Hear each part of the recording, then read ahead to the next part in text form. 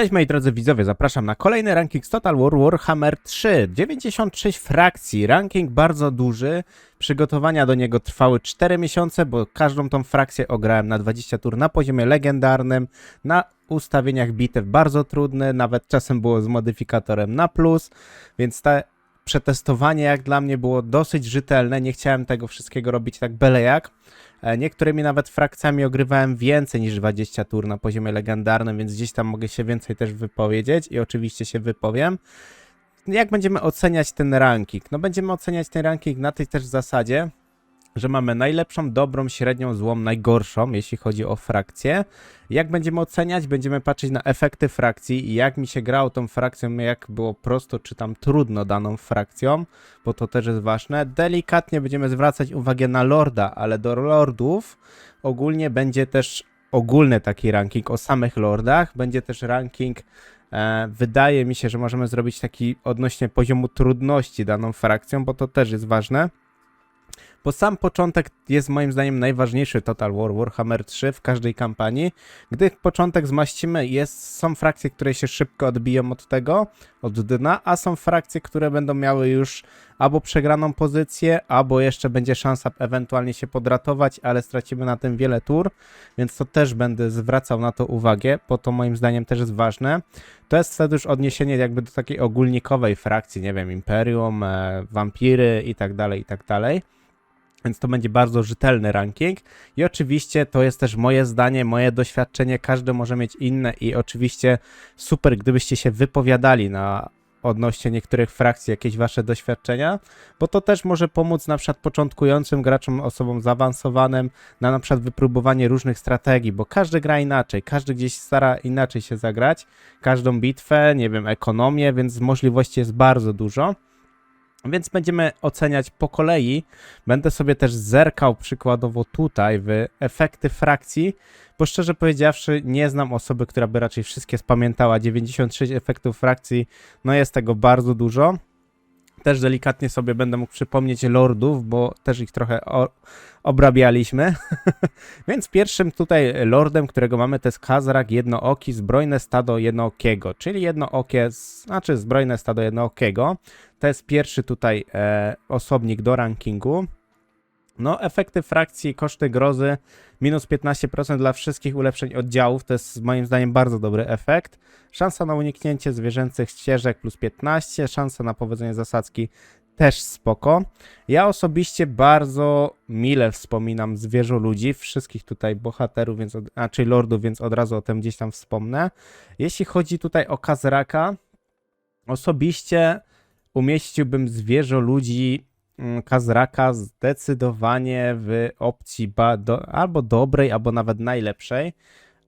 Tylko że do najlepszej wydaje mi się, że mam tutaj, może tutaj go damy do dobrej, z tego względu, że mam jeszcze 3 zwierzoludzi, o których chciałbym na pewno trochę więcej niektórych powiedzieć. Jego też sytuacja jest taka, że jak się sobie zobaczymy na mapę, on ma tak naprawdę trochę trudno tutaj na początku, bo jest bardzo dużo imperium. Norska też często tutaj przychodzi, choć z norską zwierzoludzie nie mają aż takiej wielkiej spiny. No ale te imperium może nas bardzo szybko dojechać. Tutaj bym powiedział, że nie możemy go dać trochę lepiej. Jeśli chodzi o Malagora, czyli zwiastun zagłady, który mamy kolejnym w rankingu, tutaj koszty grozy dla ulepszeń bohaterów spoko, zasięg ruchu na kampanii to jest też bardzo dobre, bo akurat Malagor, jak sobie zauważycie, on się porusza tak naprawdę tutaj na pustyni i ma troszkę duży dystans do niektórych miast, więc jest to na pewno trochę uciążliwe. Efekty lorda są też bardzo fajne, więc to jest na przykład zysk, bo są lordowie, którzy mają efekty lorda bardzo słabe albo po prostu znikome, w ogóle nieprzydatne, zdarzało się tak. Ja na przykład nie widziałem jakiegoś tam większego potencjału. Jeśli chodzi o samą frakcję tutaj zwiastunu zagłady, osobiście umieszczę ich, wydaje mi się, że też w klasie dobrej, choć ja osobiście mega za nim nie przepadam. Ta kampania, którą gdzieś tam nim grałem, nie wyszła aż tak tragicznie, mogło wyjść oczywiście dużo gorzej, więc ja się trochę waham, żeby go nie wrzucić czasem do klasy średniej, bo szczerze powiedziawszy, Malagorem to mi się chyba, jak dobrze pamiętam, najgorzej grało z zwierzoludzi. Więc umieszczę go w klasie średniej, bo tam jest bardzo mała proporcja błędu. Walczymy tam z orkami, walczymy tam z Kornem, znaczy z Karbrandem, walczymy też ze Skavenami. Takie frakcje dosyć wymagające w takiej walce początkowej. Może Skaveni niekoniecznie, ale taki na przykład Skarbrand, no to tu już jest trochę problem z nim. Mimo że mamy dobre jednostki u zwierzoludzi, ale jest też mało rodzajów tych jednostek. Więc jak dla mnie Malagor zostanie w klasie po prostu tutaj średniej. No wydaje mi się, że to jest takie w miarę uczciwe. No to też jest wiecie, na moim doświadczeniu oparte wszystko. Więc też jakieś takie moje spostrzeżenia, bym powiedział. Kolejnym tutaj zwierzoludziem to jest Morgur, czyli horda zwiastuna cienia. Tutaj efekty frakcji są bardzo fajne, bo mamy regenerację, mamy spaczenie chaosu, koszt wnoszenia budynków hordy minus 15%. No, przy hordach są bardzo drogie budynki, ogólnie często są bardzo drogie budynki na niektórych frakcjach, plus jeszcze liczba pomiotów chaosu plus 4 na starcie. No to jest moim zdaniem kozak, bo pomioty chaosu są bardzo mocnymi jednostkami przeciwpiechotnymi, tylko trzeba dobrze je wykorzystać, bo automat niestety źle ich liczy. Smutne, ale prawdziwe. Co tutaj powiemy o Morgurze? O hordzie zwiastuna cienia. Wrogów mamy takich, bym powiedział, dosyć lightowych, bo możemy sobie lać Skavenów, piratów, możemy sobie lać Bretonie, elfy na przykład, to już w ogóle mamy tam chill out. Więc jak dla mnie on ma bardzo dobrą pozycję, bardzo dobre bonusy. Bohater jest też mega mocny. Więc jak dla mnie też jego armia początkowa jest niezła. Dla mnie zdecydowanie jeden z najlepszych frakcji, więc zdecydowanie go tutaj umieszczę. Kolejnym tutaj mamy też kolejnego byczka, plemię śmierciorogiego, czyli po prostu Minotaur. Tu mamy wszystkie efekty frakcji, efekty lorda, wszystko w Minotaury władowane, wyplądrowanie, duże bonusy. Tak samo właśnie mamy eksplozję u niego, więc ta eksplozja u lorda samego też jest dużym plusem. Armię początkową też fajnie, bo 3 oddziały aż Minotaurów. Jeśli powiem odnośnie terenu, teren jest trochę zawiły z tego względu, że mamy tutaj mroczne elfy, mamy tutaj na przykład wampiry, wybrzeże wampirów, ale wybrzeże wampirów moim zdaniem to jest nie jest trudny raczej przeciwnik. Prędzej te elfy wysokiego rodu mogą być tutaj większym problemem, ale jak dla mnie on ma bardzo dobrą jakby pozycję do ostrych plądrowań i do dużej jakby kasy na samym początku do zdobycia względem tych wszystkich innych akurat zwierzoludzi. No może jeszcze Kazrak ma w miarę spoko, tylko że na Kazraku musicie pamiętać to, że tam walczymy z Imperium, więc większość Minotaurów, tych jednostek musimy dużo gdzieś tam balansować, żeby jakoś się w nich wbić, no bo tam są włócznie, halabardy, duża ilość strzelców i jest zdecydowanie troszkę trudniej. Ale sama ta frakcja Tauruxa jest bardzo mocna i zdecydowanie to jest jeden z najmocniejszych zwierzoludzi, więc moim zdaniem zdecydowanie klasa tutaj najlepsza. Nie ma nawet co się tutaj zastanawiać nad daniem ich niżej. Więc zostawmy po prostu już zwierzoludzi w spokoju. Kolejnym, jak zauważycie, to mamy Daniela, Legion Demony Chaosu, jak tam zwał, tak zwał. Ja osobiście lubię nimi grać. Sprawiło mi mega wielką przyjemność zagranie nimi. Poradzenie sobie w kampanii, jak dla mnie light.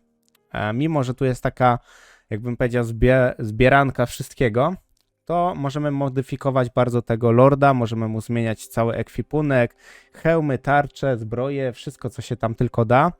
Efekty lorda właśnie jest to fajnie, że mamy dostęp do wszystkich darów i z tych darów sobie wybieramy jakby umiejętności. Rządy chaosu, sojusznicy lordowie, ok. Dostęp do wszystkich jednostek demonów poprzez demoniczną chwałę. To jest kozak, choć ja w większości lubię akurat grać z kornowymi gdzieś tam jednostkami, ale teraz, gdy został zmieniony też Nurgl, to zyskał zdecydowanie więcej. Dla mnie powiedziałbym, że to jest dobra frakcja, nie powiedziałbym, że ona jest złą frakcją, więc osobiście dam ich akurat do klasy dobrej, bo mi się nimi bardzo dobrze grało. Jest w nich ogromny potencjał, tylko kwestia wykorzystania tego potencjału. Na pewno pod automaty trochę ciężko by było, tym bardziej na takich poziomach legendarnych, na bardzo trudnych bitwach, na modyfikatorach, no to jest trochę gorzej. Ale zdecydowanie jest klasa dobra. Kolejne mamy Imperium. Jak wiecie, albo i nie wiecie, ja nie jestem jakimś ogromnym zwolennikiem Imperium. Toleruję, grałem, musiałem zagrać, nawet czasem chciałem zagrać, bo nawet na początku jak grałem w Total War'a, w trójkę, no to gdzieś tam bawiłem się troszkę tym Imperium więcej, ale nie powiedziałbym, że to jest jakaś moja ulubiona frakcja. Czy ta frakcja jest mocna? Powiem tak, są jednostki bardzo mocne w tej frakcji. Piechota może jest taka, powiedziałbym, dosyć słaba, ale na przykład strzelcy, jakieś tam machiny, artyleria, no jest dosyć konkretna, można dużo tam wyciągnąć. Pierwszy to jest tutaj Reinhardt. Reinhardt ma dobre efekty frakcji na pewno, efekty Lorda też są nie najgorsze. Mamy też możliwość właśnie bawienia się w elektorów, więc możemy sobie szybko zjednoczyć wiele imperiów. Czy ja bym powiedział, że to jest klasa dobra, najlepsza? Zdecydowanie raczej bym był chyba koło średniej się kręcił, bo dla mnie tam jest za duży miszmasz. Pamiętajmy, że on też zaczyna w takim, powiedziałbym, może nie najgorszym miejscu, jeśli chodzi o Imperium, bo można trafić zdecydowanie gorzej. Mamy tutaj wampiry, mamy tutaj Bretonię. Z Bretonią mamy na przykład dobre układy. Tutaj mamy też Sylwanię, więc wampiry nas tutaj przeważnie dojeżdżają Imperium, bo tam jest odwieczna wojna odnośnie tego. Moje doświadczenia z Karlem nie jest zły. Powiedziałbym, że może bym go umieścił do klasy dobrej, ale tam trzeba czasem naprawdę się namęczyć i stoczyć niełatwe bitwy, na których można bardzo szybko gdzieś się przejechać. Rozwój tak samo u niego jest troszkę wolny. Ogólnie Imperium ma delikatnie, powiedziałbym, wolny rozwój, jeśli chodzi o potężne jednostki. Trzeba tam jednak bazować na ogromnej taktyce, więc łatwo można popełnić błąd, który może kosztować wszystko. Więc Reinhardta zdecydowanie umieścimy w klasie średniej. Jeśli chodzi o Baltazara, czyli po prostu zakon, złoty zakon dokładnie, no złoty zakon po tych zmianach, które otrzymał, jest cholernie mocny, że tak powiem, za przeproszeniem. Naprawdę dostał mocnego buffa. Tutaj nawet efekty właśnie frakcji posiada dostęp do kolegiów magii. Za same kolegie magii on już powinien wylądować na topce. I on zdecydowanie wyląduje na topce, bo granie nim jest bardzo proste, to jest pierwsza rzecz. Wystarczy rzucać bohaterów do przodu, możemy zrobić armię z samych czarodziejów i wszystko rozwalimy. No nie ma opcji, żebyśmy nie rozwalili. I czy to będzie poziom legendarny, średni, nie ma żadnego to znaczenia. Więc zdecydowanie oni lądują do klasy najlepszej. Wydaje mi się, że tutaj nie musimy więcej o tym mówić. Przed zmianami wrzuciłbym ich raczej do klasy nawet złej, ewentualnie średniej, to jest max. Ale przez to, że zostali zmienieni na duży plus, to zostają w klasie najlepszej. Kolejna, jakby bym powiedział, frakcja jest bardzo kontrowersyjna. Dlaczego? No dlatego, że to jest ekspedycja głównego łowczego, czyli Markus Wulhart. Granie Markusem jest trudne. I w położeniu, w którym on się znajduje, jest bardzo trudne, bo mamy tutaj zwierzę ludzi. Mamy tak, raczej nie zwierzę ludzi, tylko jaszczuro ludzi. Mamy tak samo wampiry, mamy Bretonię. No jaszczur, mówię, jest ogrom, jeszcze mroczne elfy. No takich dosyć wymagających przeciwników. Jeden jakiś delikatny krok i jesteśmy, lekko mówiąc, w dupie. Więc no jest tutaj ciężko. Jedyny efekt pozytywny w frakcji to są posiłki z Imperium, że dostajemy na przykład potężne jednostki. To jest dobre, tylko na tej mechanice trzeba się dużo znać i dużo tego ogarniać, żeby nie popełnić błędów. Bardzo mały margines błędów po prostu. Pod tym względem, że jak popełnimy jeden krytyczny błąd, to jest koniec. No nie pozbieramy się. Patrząc też na armię, ma początkową bardzo słabą, bo no jedna halabarda, trochę myśliwych, jakiś wóz bojowy, no nie jest to, powiedziałbym, dobre jednostki względem tego, z czym się tam mierzymy. Więc powiem tak, ja osobiście nim lubię grać, jest z nim bardzo ciekawie. Im trudniej, tym mnie bardziej to ciekawi, motywuje do jakichś różnych działań, ale musimy też patrzeć pod tym względem, pod siłą frakcji, tak? Siła tej frakcji zdecydowanie bym powiedział, że to jest jedna z złych albo najgorszych. Do najgorszych jeszcze ich nie wrzucę, bo mają oni możliwość gdzieś tam dobrej gry, tylko trzeba naprawdę nie popełnić błędu. A siła frakcji jest nie najgorsza, bo te posiłki nawet z Imperium są, bym powiedział, konkretne, tylko kwestia ogarnięcia ich mechaniki. Kolejnym z Imperium to mamy tutaj Sigmara Ponurego, znaczy Volkmar Ponury, kult Sigmara. Efekty frakcji spoko, że może zdobywać księgi, armia jest nie najgorsza, bo mamy biczowników, jego taką dosyć mocną jednostkę, sam bohater też otrzymuje bonusy do biczowników, do rycerzy Imperium, do milicji bym powiedział, no to raczej nie jest czym się tutaj poszczycić. Samo jego położenie jest nie najgorsze, z jaszczurami dobrze trzyma. Zabijamy tak naprawdę Manfreda, potem niszczymy wszystkich prawie królów grobowców tutaj dookoła. Ale czy on jest dosyć mocny? Biczownicy są dobrym oddziałem, to na pewno, więc do tego na pewno ma duży plus. Czy mi się nim dobrze grało? Nie. Dla mnie Sigmar, znaczy Volkmar jest strasznie słaby. Ja osobiście go nie przepadam za nim. Siła frakcji też szału nie ma. Jak dla mnie to jest jedna z najgorszych frakcji i on tutaj po prostu pozostanie. Ja go za bardzo nie toleruję, nie lubię. To też może wynikać z gdzieś tam delikatnie mojego doświadczenia większego z Imperium. Na pewno nie polecałbym akurat Volkmara, żeby sobie grać Imperium. Zdecydowanie są lepsze ścieżki. Kolejną tutaj z Imperium, jak widzicie, mamy bardzo ciekawą postać. Jest to oczywiście w miarę nowa postać. To jest Elzos von Draken, czyli Nuln i Wissenland. Efekty frakcji są bardzo dobre, bo tutaj mamy do utrzymania jednostek artyleryjskiej szkoły, 2 razy więcej doświadczenia dla jednostek artylerii broni palnej, tempo badań, no ogólnie są bardzo mocne efekty frakcji. Samo zagranie nią, początek może być trochę ciężki, ale to też zależy jak się to ułoży. Musimy bardzo dużo się opierać na strzelcach, więc automat rzadko kiedy wchodzi w grę. Prędzej raczej dobra technika używania właśnie jednostek, które strzelają bronią palną, których musimy dobrze ustawić. Ale same bonusy frakcji, sama frakcja w sobie jest bardzo mocna. Bym powiedział, że to jest jedna nawet z najmocniejszych teraz frakcji w Total War.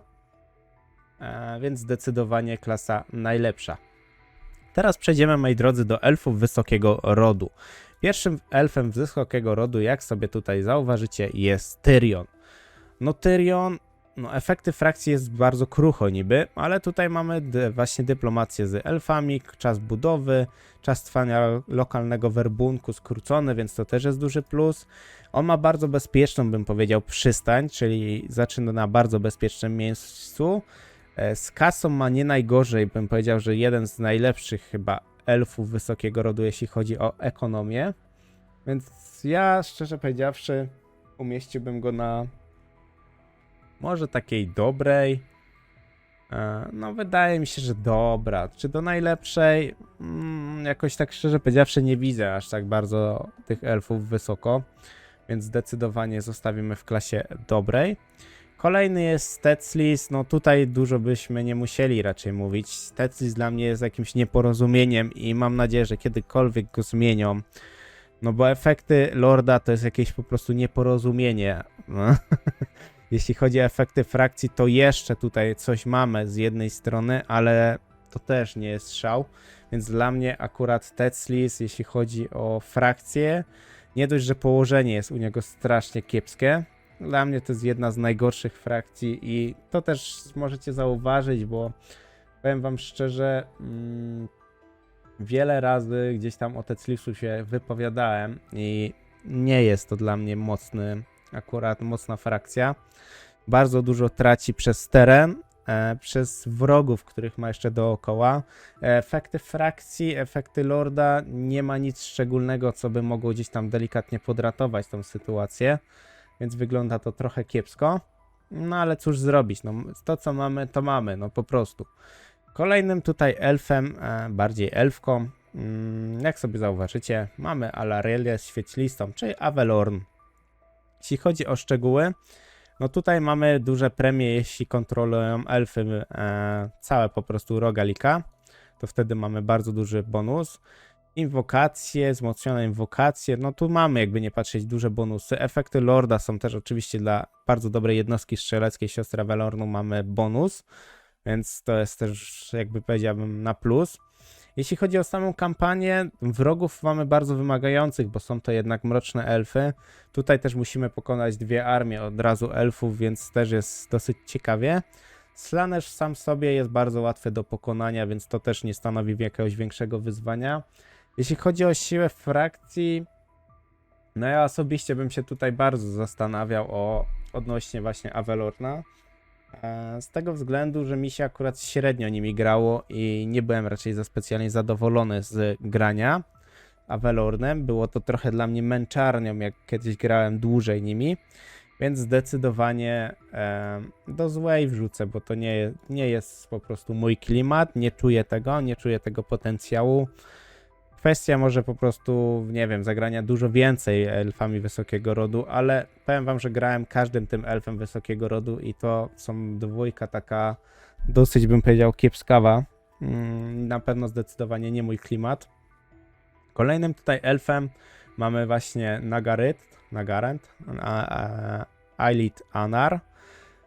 Tutaj jeśli chodzi o efekty frakcji, efekty Lorda są dobre, bo są tak jakby efekty do wykorzystania, dużo na tym zyskujemy.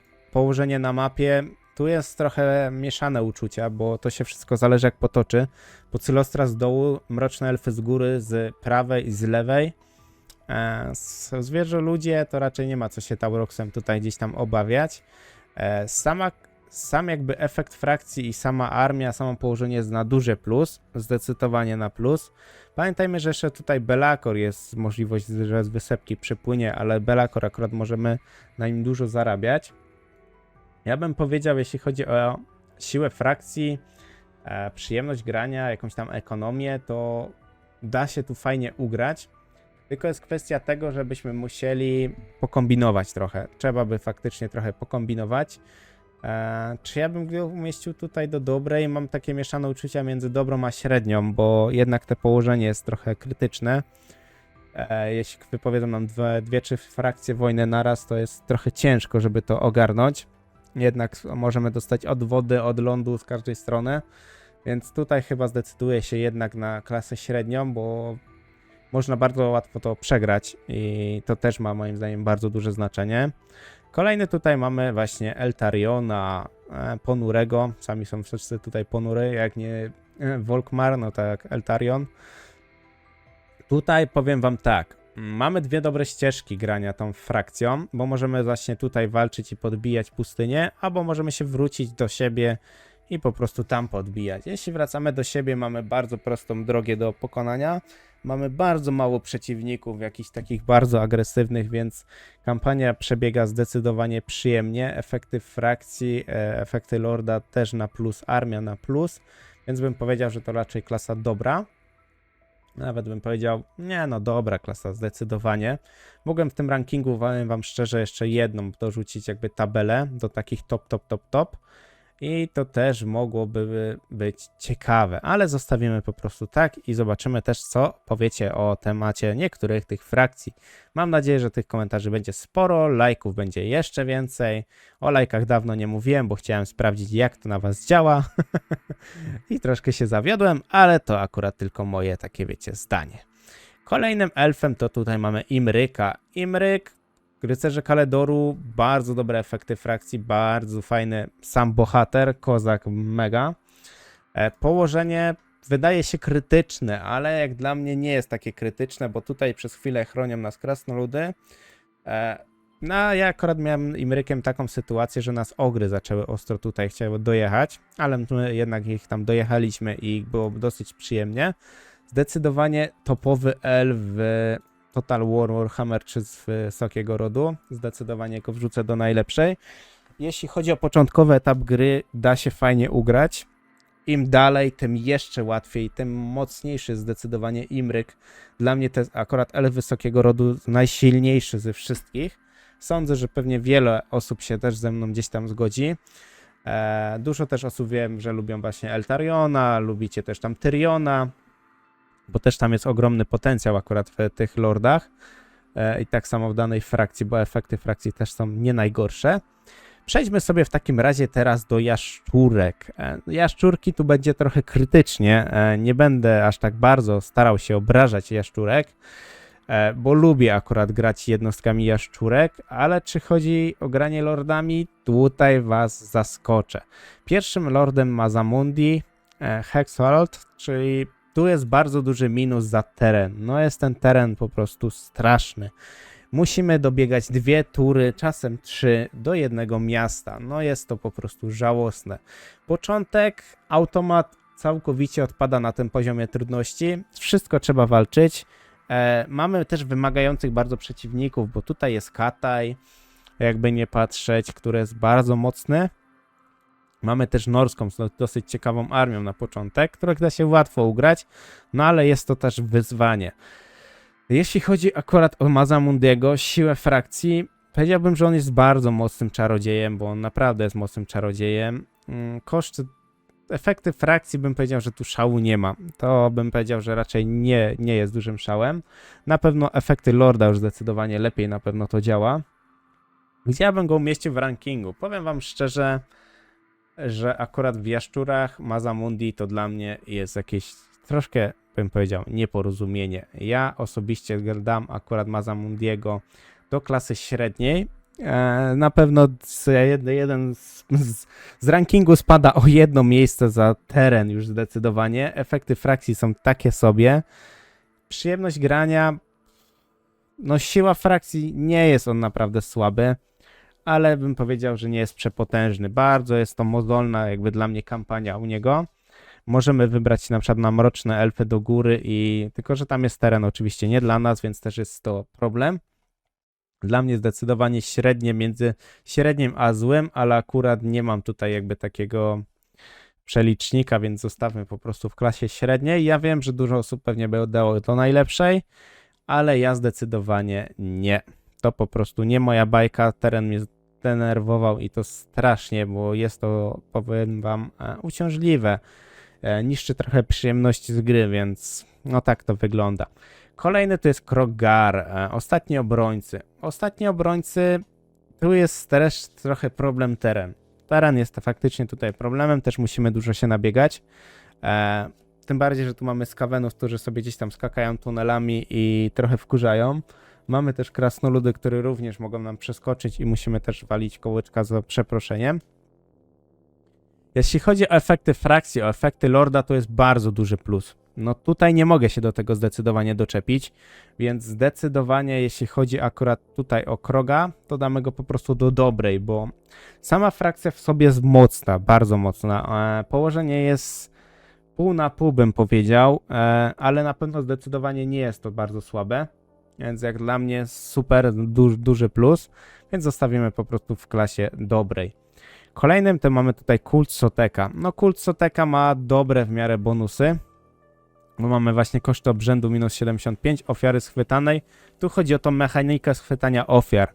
Możemy dostać takie duże bonusy w tym wszystkim, że to przebija każdą prawie jaszczurę, którą tutaj widzicie.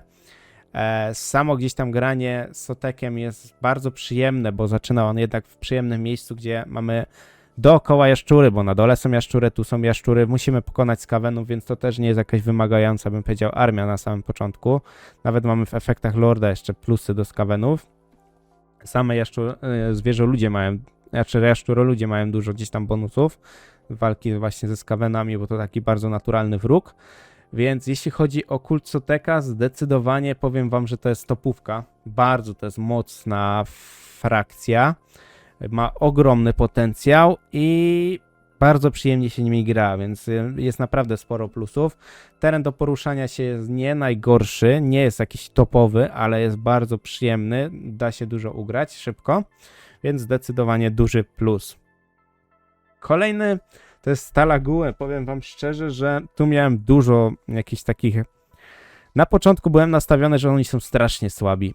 Potem, gdy chwilę nimi pograłem, zagrałem jednak te 20 samych tych tur, zauważyłem, że jednak jest bardzo duży potencjał w tej frakcji. Bardzo łatwo się nimi podbijało większość gdzieś tam tych ziem, gdzie jednak zaczynamy. Bardzo też bogate są te ziemie na początku, więc z kasą nie było tam w ogóle problemu, jak dobrze pamiętam. Sama armia początkowa jest dosyć ciekawa. Budynki już też mamy wybudowane, żeby jednak te jednostki latające, do których mamy ogrom bonusów, używać, więc szczerze zaskoczyło mnie mega pozytywnie, bardzo przyjemnie mi się nimi grało i uważam, że to też jest jedna z takich bardzo mocnych frakcji, z bardzo ogromnym po prostu oni są potencjałem i zdecydowanie umieściłbym ich raczej do jednej z najlepszych frakcji. Pod względem przyjemności, łatwości, bo naprawdę są prostą frakcją. I jednostki latające robią ogrom roboty, tym bardziej na samym początku, gdzie w większości walczymy z piechotą, strzelcami, więc jak puścimy bombardowanie, to kozak. Naprawdę zaskoczyli mnie. Oni na początku w mojej głowie byli gdzieś tutaj, a skończyli tutaj, więc przeskok jest jak dla mnie ogromny, ale jestem mega zaskoczony pozytywnie tym wszystkim, więc zdecydowałem się umieścić ich akurat tutaj. Kolejna to jest Itza. No Itza jest, o Jezus, Itza to jest jeden z takich naprawdę najmocniejszych frakcji. Bardzo twardych też frakcji. Same efekty frakcji, no zaczyna on kampanię z Lordem Croakiem pod kontrolą, więc Lord Croak, jeśli macie jakieś pojęcie kto to jest, co robi, jest to potężny czarodziej, który niszczy wszystko, co na swojej drodze spotka. Obrzęd odporności, mamy jeszcze punkty właśnie wytrzymałości dla wszystkich jednostek, więc no powiem wam, Itza jest przepotężna. Spokojnie Itzą rozwaliłem 4 armie skawenów jedną armią i nie były tam jakieś, jak dobrze pamiętam, wielkie straty, więc jego położenie też jest idealne bez samym środku swojej dżungli, więc doskok do wszystkich miast, dostęp. Sam bohater jest kozak, jeszcze dodatkowo dostaje takiego potężnego czarodzieja. No powiem wam, że Itza to jest zdecydowanie moja topówka. Jak widzicie, na 7 na razie jaszczurek, a czyli na 5 jaszczurek 3 są na najlepszej frakcji, bo zdecydowanie są najlepszymi frakcjami i radzą sobie znakomicie. I tak to po prostu zostaje. Idziemy dalej. Nakai. Nakai, wędrowiec, duch dżungli. To jest jednak horda, tam jest trochę inne zachowanie jakby tej frakcji. Jeśli chodzi o efekty frakcji, no moim zdaniem to jest też jedna z najmocniejszych jaszczurek, jedna z najmocniejszych frakcji, bo nie musi się na wielu jakby płaszczyznach martwić o kontrolę, o budowę. Tak naprawdę rozbudujemy sobie hordę, mamy wasali, z których mamy główne źródło utrzymania i jest to bardzo proste. Mamy 3 świątynie, których możemy sobie ulepszać, rekrutować jednostki, dostawać ogromne bonusy dla naszej frakcji, więc to też jest ogromna, jakby powiedziałbym, zmiana dla mechaniki i to też zwiększa siłę samej frakcji, bo musimy oceniać wszystkie możliwe scenariusze dla tej danej frakcji, więc dla mnie Nakai, powiem wam szczerze tak, to są 4 jaszczurki, którymi mi się grało najprzyjemniej i kampania naprawdę dawała sobie jakby takie oznaki, że trzeba się czasem postarać, ale jakby finał tego wszystkiego jest bardzo fajny, słodki i naprawdę warto było się postarać, na przykład na niektórych walkach, żeby osiągnąć to, co można osiągnąć tymi frakcjami. Kolejną, ostatnią tutaj jaszczurką, no powiem wam tak, mechanika na pewno jest ciekawa akurat u duchów Paux, nie wiem czy dobrze to czytam czy nie. No efekty Lorda są długie, efekty frakcji też są dosyć dobre. Ja tą frakcję osobiście, czy jest bardzo mocna, no powiem wam tak, mają na pewno tą mechanikę mocną i na tej mechanice można dużo ugrać, że jednak się teleportujemy po mapie i możemy dużo kroić kasy, dużo walczyć, ale ja bym raczej tutaj obstawiał ich do klasy dobrej niż do najlepszej, z tego względu, że przez te skakanie jakby możemy trochę stracić kontrolę nad standardowymi ziemiami, bo jednak mamy tam Kairosa do pokonania, plus jest też taki, że jednak góra jest ochroniona, no chyba, że tutaj skaweni zdominują jednak jaszczury i tak jak sobie tutaj zauważycie, tutaj mamy jaszczury, tak, tutaj mamy skawenów, jeśli oni by zdominowali, no to mamy trochę problem, bo Kairos z tej strony, jednak skaweni z drugiej. No powiem wam tak, mi się nim dobrze grało, ciekawie, ale nie czułem takiego ogromnego potencjału jak na przykład u tych 4 jaszczurek wyżej i dlatego też umieszczam ich tu po prostu. Kolejne to są ogry. No powiem wam, że ogry ogry wywołują u mnie różne, powiem szczerze, przypadłości, bo jako tako lubię z frakcję ogrów, czyli jedną czy drugą. Zdecydowanie mocniejszą na pewno jest akurat złoty ząb, złote zęby niż na przykład okolici paszczy, więc tutaj oni mają zdecydowanie lepsze, powiedziałbym, plusy. Tutaj mamy bardzo duże skupienie się na pożeraczach, ale wróćmy tutaj do niego. Dużo mamy dla tych żelaznych brzuchów jakby plusów. Są to mega mocne jednostki. Przychody z łupienia też są fajne, ale to jest akurat w efektach Lorda. Wpływy z opłat handlowych to jest dobre, bo plus 50 to jest naprawdę dużo. Bym powiedział nawet, że bardzo dużo. Mechanika zleceń jest też fajna. Na początku może nie czuć jakby tego potencjału, tej mechaniki, ale w późniejszych etapach, jak dostajemy 200-300 tysięcy za zadanie, no to już oczy się świecą, tak? Więc to jest na pewno duży plus. Tereny, no tereny są takie, bym powiedział, no u góry mamy Grimgora, tak? Po prawej jest cały Kataj, na dole mamy Gorsta, mamy tak naprawdę Nurgla, z lewej strony znowu Krasnoludy Chaosu z Kaweni, więc tu wrogów nie brakuje, takich dosyć wymagających. Jeszcze pamiętajmy o Imryku. Sama frakcja nie jest zła, tylko że kwestia jest tych obozów, które musimy budować, na których dużo tracimy i za to już automatycznie nie ma opcji, żeby to było najlepsze. Raczej bym powiedział, że tutaj ogry zajmują raczej te miejsce, więc ogry obydwóch rzucimy tutaj. Z tego względu, że oni gdzieś tam górują, powiedzmy, na takich zwykłych walkach, że można naprawdę dużo się nimi pobawić i dużo wygrać. Tych może wrzucimy niżej, bo Skrak akurat ma gorszą sytuację, może szybciej gdzieś tam dostać łomot. Z tego względu, że sam Skrak zaczyna jednak przy Imperium, więc ma bardzo wymagających przeciwników, bo mamy Imperium, mamy Krasnoludy, wszystko co jest bardzo dobre do walki z większymi jednostkami, czyli po prostu z ogrami, tak? No ogry ogólnie gdzieś tam piesze potwory, no na tym się gdzieś bazują, mają te zwierzęta, jakichś tam czarodziejów, można dużo nimi ugrać, są bardzo mocną frakcją, tylko są bardzo wolną z rozwijaniem przez obozy ich po prostu niszczą. I za to mają bardzo małą jakby stabilność finansową, małą stabilność z armią. I to jest bardzo duży minus dla tych akurat niestety. Kolejnych mamy tutaj królów grobowców. No królowie grobowców, jak to królowie grobowców, są bardzo mocną frakcją. Tylko tutaj mamy problem na pewno z armią początkową. Armią początkową i zawsze był problem u królów grobowców.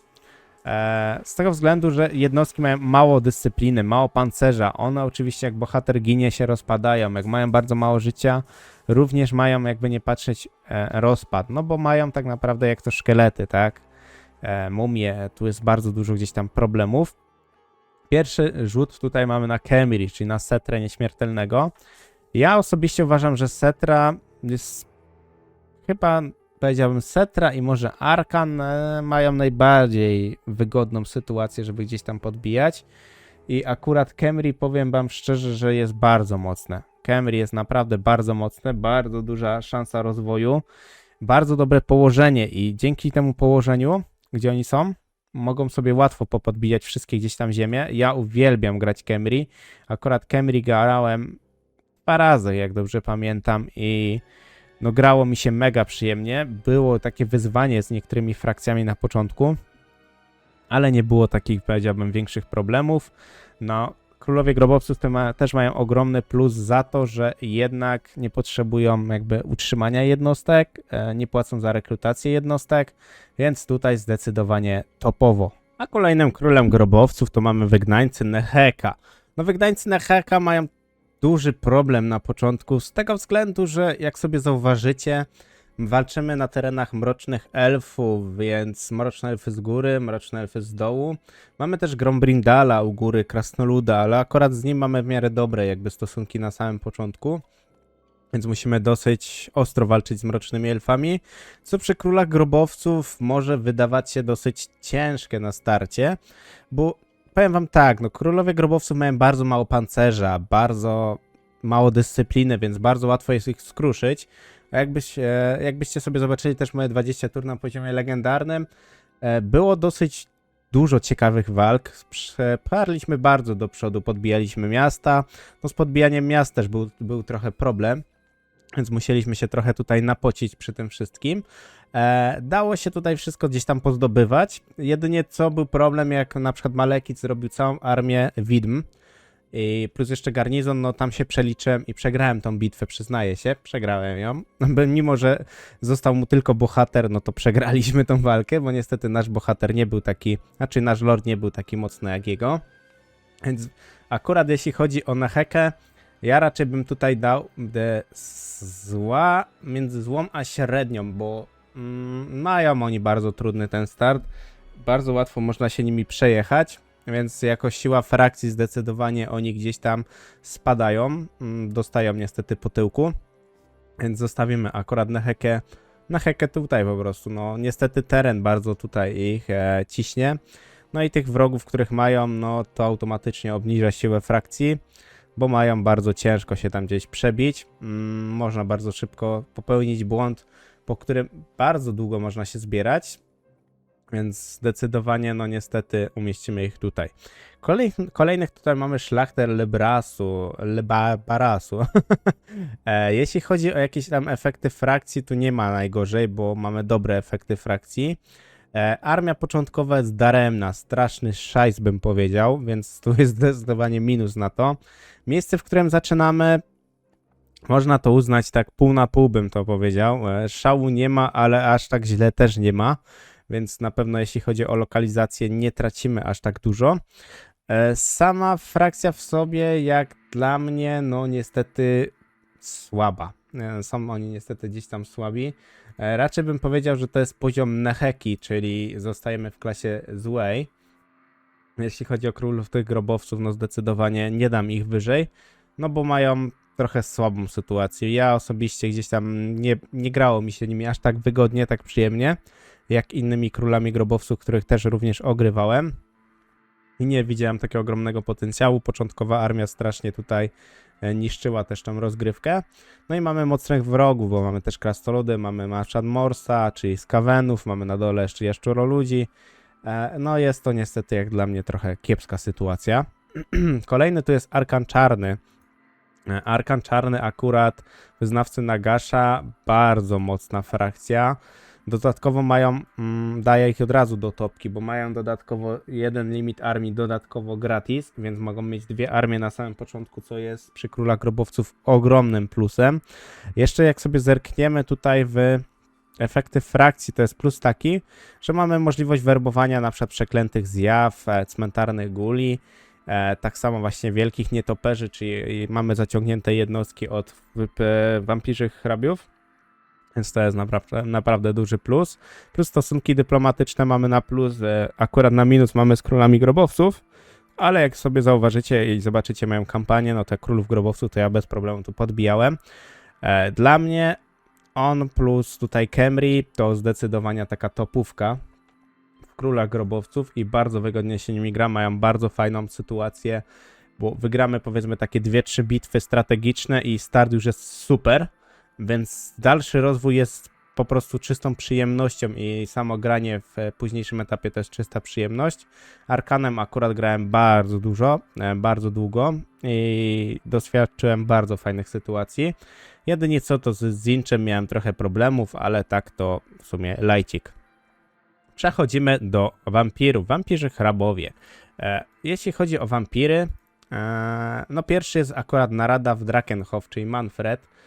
Manfred ma dobre bonusy, ma stosunki dyplomatyczne akurat z frakcją wampirów oraz wyznawcami Nagasza, mimo że ja go akurat, jak dobrze pamiętam, cisnąłem od razu, więc to było też dosyć ciekawa sytuacja. Powiem wam tak, akurat narada, jeśli chodzi o wampiry, nie powiedziałbym, że to jest jakaś gdzieś tam moja ulubiona frakcja. Jeśli chodzi o siłę, nie było nimi aż tak źle. Zdecydowanie bym powiedział, że raczej taka klasa średnia. No bo wrogów mają też takich, bym powiedział, może królowie grobowców to nie są jacyś tacy mocni przeciwnicy. No ale na przykład krasnoludy, czy tam, nie wiem, chociażby jaszczury z dołu, z boku sytuacja jest taka, że też jednak mamy tych wrogów dookoła i w większości to są frakcje, które gdzieś tam za nami nie przepadają, więc start może być trochę ciężki. Wiadomo, start ciężki, ale potem możemy się bardzo szybko wzbogacić, bardzo fajne budynki akurat mamy na tamtych terytorium, ale jak dla mnie raczej klasa taka, bym powiedział, średnia. Jeśli chodzi o Henrycha Kemmlera, czyli Legion Kurhanów. Legion Kurhanów, powiem wam, że mi się akurat nim mega przyjemnie grało. Bardzo mocny on jest.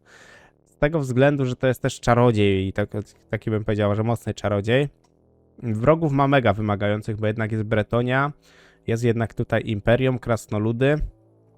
No, wrogów ma naprawdę wymagających, ale da się nim bardzo dużo ugrać i zdecydowanie jest jednym takich moich ulubionych, nawet bym powiedział, wampirków, ale damy do klasy dobrej. Z tego względu, że jednak tych wymagających wrogów mamy i można tam popełnić jeden błąd, który kosztuje na koniec kampanii, tym bardziej na wysokich poziomach trudności, więc siła tej frakcji nie może być najlepsza, bo niestety daleko do tego. Kolejne co przejdziemy sobie tutaj dalej, to mamy Vlada Forkarsteina, czyli Sylwanię, bo Sylwanię mamy w 2 wydaniach. Delikatnie się różnią efektami frakcji, ale to tylko bym powiedział, że delikatnie. Jeśli chodzi o pierwszego, czyli o Vlada, Vladem dużo grałem, Vladem to nawet przechodziłem kampanię i grało mi się mega dobrze, przyjemnie, jednak też dostaję Izabelę dodatkowo, dostaję też Czarodziejkę Cienia i mamy w sumie 2 Czarodziejów Cienia, więc to jest bardzo dobry start jak na właśnie wampiry. Położenie, jeśli chodzi o samą frakcję, też jest bardzo dobre. Mimo że mamy krasnoludy dookoła, Imperium z lewej strony, z prawej mamy jednak krasnoludy. U góry jest Kislev, to powiem wam szczerze, że to żadna przeszkoda akurat do Sylwanii. Sylwania sobie po nich przejeżdża jak chce, więc Sylwanię bym uznał zdecydowanie za jedną też z najlepszych, obydwójkę tutaj wrzucimy. Z tego względu, że oni mają naprawdę dobry start, mają dobre miasto, dobrą armię i gra się nimi bardzo przyjemnie, bardzo łatwo i są naprawdę mocną frakcją, nawet sam komputer zawsze sobie gdzieś tam nimi radzi, więc same plusy jak dla mnie. Kolejne tutaj mamy Gorsta. Gorst, powiem wam tyle o Gorstie. Gorst ma duży problem, z tego względu, że on ma wymagającego przeciwnika, na przykład Nurgle, Ogry. Jeśli chodzi o samą frakcję, są bardzo mocni, bo efekty frakcji są dobre, bo mamy właśnie pulę do wskrzeszania zombie, więc tych zombie możemy dużo rekrutować. Akurat sam Gorst ma dobre bonusy dla zombie, po 30 pancerza właśnie do zombie i cmentarny guli, więc jeśli patrzymy też na efekty Lorda, to dużo mamy plusów.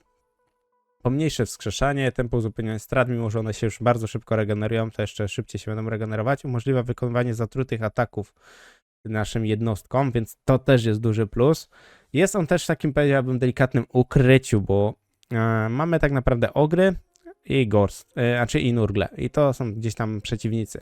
Początek jest bardzo trudny, na poziomie legendarnym jest bardzo, bardzo trudny, ale da się to tam wygrać i otrzymujemy bardzo, bym powiedział, dobre ziemie. Dookoła mamy bardzo dobre ziemie z wytwarzaniem bardzo dużej ilości materiałów.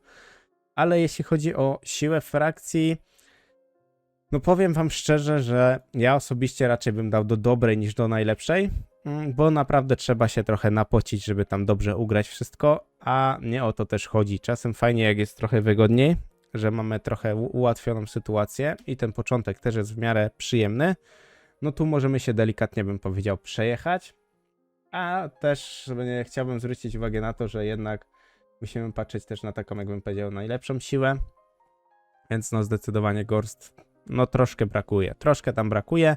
Może gdybym miał słabszych tych wrogów, to mógłby być też tak górować względem tej najlepszej siły. Kolejną, co przechodzimy tutaj do frakcji, to mamy Bretonię. Pierwszy, jak dobrze pamiętam, to jest Rysiu.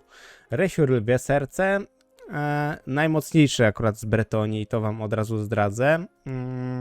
Efekty frakcji, efekty Lorda, no frakcji może szału tu nie ma, bo jest tylko aura i do dyscypliny i tak samo zasięg na ruchu, ale jest w bardzo dobrym miejscu, ma bardzo mocny garnizon startowy, ma bardzo mało wrogów dookoła względem niektórych Bretończyków, więc jak dla mnie akurat on powinien się znaleźć w klasie średniej, bo nim naprawdę można dużo ugrać. Osobiście mam dobre z nim doświadczenia. Mimo że było trzeba się napocić przy niektórych kampaniach, to nim przechodziłem akurat bardzo dużo i podbiłem też całą Arabię. Gdzieś tam sobie wędrowałem tym szlakiem i sobie tutaj wszystko zajmowałem. Więc to było na pewno bardzo przyjemne. Efekty Lorda są bardzo dużym atrybutem na pewno tej frakcji. No a efekty frakcji, tak jak mówiłem, tak bym szału po prostu nie ma. Kolejny to jest Alberic, wyprawa Bordelux. Efekty frakcji są dobre, bo mamy plus do konnicy, mamy czas rekrutacji, mamy wpływy sportów, niewrażliwość na wyczerpanie na otwartym morzu, czyli taki bym powiedział podróżnik, ale ma bardzo wymagających wrogów na początku. Na przykład może nie wampiry są wymagające, no ale na przykład takie jaszczury, Imperium, no to już tutaj możemy mieć większe problemy. Osobiście bym go raczej dał do klasy złej, do najgorszej raczej nie, ale no po prostu tutaj go zatrzymamy. Jeśli chodzi o Feję, no to powiem wam szczerze, Feja to jest jakieś nieporozumienie. Zdecydowanie najgorsza z Bretonii, najgorsza z też frakcji prawie wszystkich. Więc zdecydowanie nie jest to moja bajka. Efekty frakcji plus efekty Lorda, no po prostu, no sami widzicie co tutaj jest, więc możecie sobie odpowiedzieć na te pytanie. Wrogów mamy bardzo mocnych na początku, bo mamy Gromma Bebzola, no z nim to tam jeszcze można w miarę wygrać, ale mamy Skavenę, zwierzę ludzi, no dojeżdżają nas dosyć ostro na niej akurat. Jedyną opcją takiego dobrego ratunku to jest zrobienie jakiejś konfederacji, na przykład z Luen, Lwie Serce, bo inaczej jest słabo. Więc jak dla mnie zdecydowanie no jest słaba, więc zostawiam ją tutaj. Jeszcze została nam Rapunzel do Lunce. Powiem wam tak, dużo można ją ugrać na początku, nie ma aż takich trudnych tych wrogów, więc może by dał nawet na tej samej jakby płaszczyźnie, co akurat Rysiu Lwie Serce, bo efekty frakcji są na przykład też dobrym plusem, bo mamy na przykład obronę dla tych, mamy kontrolę, co kontrola jest dobrym plusem, armię ma nie najgorszą, ale znajduje się na dobrym poziomie, jeśli chodzi o mapę. Wiadomo, że ma wrogów dookoła, ale nie ma aż takich wymagających wrogów, których no, byłoby po prostu ciężko załatwić. Na słabszych poziomach trudności można zdecydowanie łatwiej tutaj sobie ugrać, więc zostawimy po prostu ją tutaj. Przejdźmy dalej. Dalej mamy Mroczne Elfy i pierwszy z tego co widzę jest Malekith. Malekith jest mocny, bardzo mocny. Choć dużo osób na niego delikatnie narzeka, że jednak nie jest taki mocny jak był kiedyś mocny. No dostał pewnie nerfa, bo był po prostu za mocny. Położenie jest takie, bym powiedział, no na dwoje babka wróżyła z tego względu, że jeśli walka nam wypowie wojnę, no to jest problem. Samych walczymy ze Skavenami na początku, więc tam szału nie ma. Skavenów łatwo się gdzieś tam pokonuje mrocznymi elfami, bo mroczne elfy mają dobre statystyki. Czy to jednak automat, czy nie, dajemy sobie bez problemu radę. Efekty Lorda są dobre, efekty frakcji są też dobre. Na pewno bym powiedział takie, że korzystne do jakiegoś tam większego podboju. Armia też jest nie najgorsza, początek jest dobry. Ja bym powiedział szczerze, że akurat Nagaronda bym może umieścił akurat w... Raczej tutaj dobra. Do najlepszej, no nie, jakoś nie. Mimo że uwielbiam mechanikę mrocznych elfów i ogólnie mroczne elfy, no to akurat no Malekith, Nagarond, zdecydowanie ta frakcja raczej nie będzie najlepsza. Kolejny jest kult rozkoszy. Jeśli powiem o kulcie rozkoszy, no dużym plusem jest to, że jednak jesteśmy blisko elfów wysokiego rodu, więc łatwo możemy sobie ich tu dojechać. Jedynym problemem jest matka Ostanka, a potem wbijamy się zdecydowanie tutaj. Powiem wam, że to raczej bym powiedział bardzo potężna frakcja, zdecydowanie jedna z najlepszych frakcji również, więc tutaj akurat się musieli pojawić, bo naprawdę na to zasługuje ta frakcja. No powiem wam tyle, no mamy tutaj spaczenie Slanesha, które pomaga nam niszczyć wrogów, utrzymujemy dzięki temu więcej kontroli, bo pamiętajcie, że każde wasze spaczenie z każdej naszej frakcji, którą wy dostajecie na plus, to ona utrzymuje też kontrolę. Kontrola na legendarnym poziomie jest bardzo ważna. Mamy tutaj niby zapewniony werbunek demonetek, ale szczerze powiedziawszy demonetki w przemrocznych elfach to takiego szału nie robią.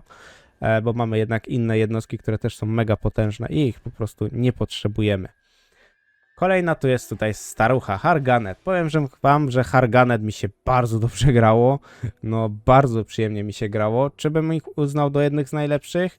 Na pewno mają duży plus, że jednak znajdują się tutaj i nie mają takich jakichś nie wiadomo jakich mocnych wrogów.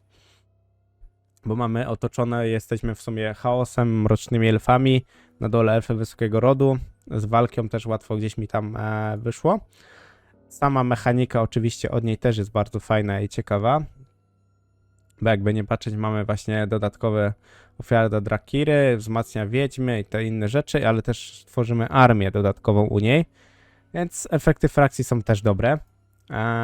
Czy to jest jedna z takich najlepszych? Powiem wam szczerze, że mi się bardzo dobrze nią grało i było bardzo, nawet bym powiedział, łatwo. Były tam może 2 trudniejsze walki, ale tak to było luźno, nie było naprawdę większych problemów, więc zostawię tutaj. Kolejny jest Lockheer. Lockheer... No Lockheer to szczerze powiedziawszy to nie był mój jakiś tam faworyt, jeśli chodzi o mroczne elfy. Nie czułem bardzo takiej dużej potęgi u niego, mimo że on jest dobrym bardzo samym lordem. Sama frakcja szału dla mnie nie zrobiła, jako takie efekty frakcji, więc dla mnie zdecydowanie bym powiedział, że średni. Nie umieszczę go niżej, wyżej, bo najgorszy na pewno nie był. Potencjał ma duży. Tylko po prostu problem jest z początkiem, że jak troszkę delikatnie źle zagramy, to ten rozwój jest wolny, bardzo wolny. Kolejny jest Malus. Akurat powiem wam szczerze, że Malus Mroczne Ostrze to zdecydowanie topówka we Mrocznych Elfach. Mrocznych Elfów, jak widzicie, dużo się tutaj pojawiło. Jest bardzo mocny, jego mechanika jest przepotężna, sam bohater jest chodzącą armią. Armia początkowa też jest nie najgorsza. Położenie, w którym się znajduje, też jest dużym plusem, bym nawet powiedział. Więc tutaj nie będziemy więcej poruszać. Wydaje mi się, że zdecydowanie wiecie, o co tutaj chodzi i dlaczego on się tutaj znalazł. Kolejny jest Rakard, czyli 1000 paszcz. Tu jest fajna mechanika potworów i ta mechanika potworów mi się osobiście bardzo podobała. Jest to naprawdę fajna jakby mechanika. Można się szybko przejechać, bo jednak wrogów mamy wymagających, więc tutaj umieścimy akurat do klasy dobrej, ale do średniej zdecydowanie bym go nie umieścił, bo jest bardzo mocna ta mechanika i dobrze się nimi gra i są bardzo mocni. Już na samym początku pokazują dosyć dobrą siłę, a wydaje mi się, że z późniejszym etapem gry wyjdzie jeszcze zdecydowanie lepiej. Przejdźmy w takim razie do Wielkiego Kataju. Miał Ying, Smoczyca Burz. No... Kataj to jest taka jedna wielka zagadka w większości. Jak sobie zerkniemy tutaj efekty Lorda, frakcji, no trochę śmiesznie to wygląda. Położenie takie bym powiedział zachwiane, bo musimy ostro cisnąć z chaosem, więc tu może się różnie potoczyć. Ja bym powiedział, że raczej klasa taka dobra. Do najlepszych chyba bym... No szczerze nie wiem, czy bym to wrzucił do najlepszej. Trochę ciężko by było wrzucić. Ale zostawimy w klasie dobrej. Szczerze powiedziawszy, to nawet tak jak myślałem, gdzieś tam obmyślałem jakiś plan, jak mniej więcej umieścić niektóre frakcje, bo gdzieś tam doświadczenie, gdzieś tam jakieś potencjały. To z Katajem miałem trochę problem, bo trochę uważałem, że są bardzo dobrzy, ale potem gdzieś tam przeanalizowałem niektóre też momenty i jednak wychodziło to trochę gorzej. Kataj jest bardzo może prostą frakcją sam w sobie, więc powiem wam szczerze, że akurat możliwe, że akurat Zhao Ming, to szczerze powiedziawszy on najlepiej wychodził z wszystkich Katajczyków, mimo że Yan Bo też mi się dobrze nim grało i podbijałem nim w większości, to powiem wam szczerze, że umieszczę wszystkich Katajczyków w jednym miejscu, z tego względu, że to jest kwestia tego, nie siły tej frakcji, jak to się tam gdzieś potoczy, tylko właśnie kwestia tego, że możemy bardzo szybko dużo podbić, jak dobrze wyjdzie. Choć szczerze powiedziawszy, to tego chyba bym umieścił na topówce. Choć efekty frakcji tego są też bardzo dobre, bo jednak otrzymuje wszystkie regiony frakcji, z którymi posiadasz umowy handlowe, są widoczne. To jest bardzo dobra ściągawka. Same efekty Lorda też są przekozackie. Szczerze powiedziawszy, ja bym to chyba tak zostawił. Choć tutaj mam takie kwestie, że no nie wiem, czy to jest dobry wybór, bo szczerze powiedziawszy, każdym tutaj Katajczykiem mi się dobrze grało. Ale zostawię to tak i zostawię wam też to po prostu do, nie wiem, wypowiedzenia się na ten temat, bo może być jakaś większa dyskusja na ten temat, więc zawsze będzie ciut ciekawiej. No Skarbrand, no gdzie może być Skarbrand? No proszę was, Skarbrand to tylko może być w najlepszych, bo sam efekt frakcji, sama gdzieś tutaj frakcja, no miażdży wszystko. Sami widzieliście na ostatnich streamach, co się tutaj działo. Nie ma niby tutaj efektów frakcji nie wiadomo jakich, choć armia uzupełniając się na terytorium wroga to jest dobry, duży plus. Jeden z najmocniejszych.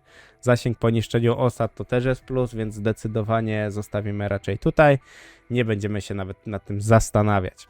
Norska. Norska to jest frakcja, której gdzieś tam, powiem wam szczerze, dużo osób nie przepada.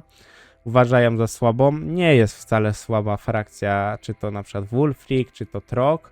To są bardzo mocne frakcje. Mają bardzo dobrą mechanikę, bo jak dorwią głównego władcę, na przykład Norska dorwie głównego władcy norskiej i go załatwi, to automatycznie ma opcję utworzenia konfederacji, więc możemy bardzo szybko podbić wiele miast z portami, a z portów Norska ma takie dochody, że głowa mała.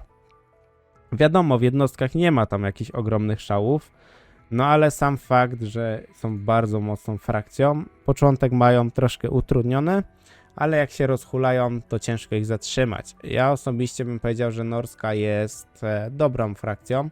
Zdecydowanie obydwu rzucę na tym samym poziomie, bo delikatnie oni się różnią między sobą, jeśli chodzi o jakąś tam, powiedzmy, armię, mechanikę, delikatnie, ale mają bardzo duże walory, bardzo fajnie można tutaj ugrać, tylko trzeba grać dosyć agresywnie norską, żeby po prostu nie dać przeciwnikowi za dużo czasu i sobie bardzo nie utrudnić tej gry.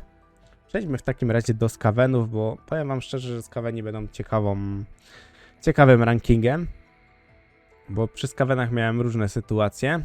Pierwszy akurat jest Mors. Mors jest uważany za jednego z mocniejszych skawenów, z tego co gdzieś tam też słyszałem.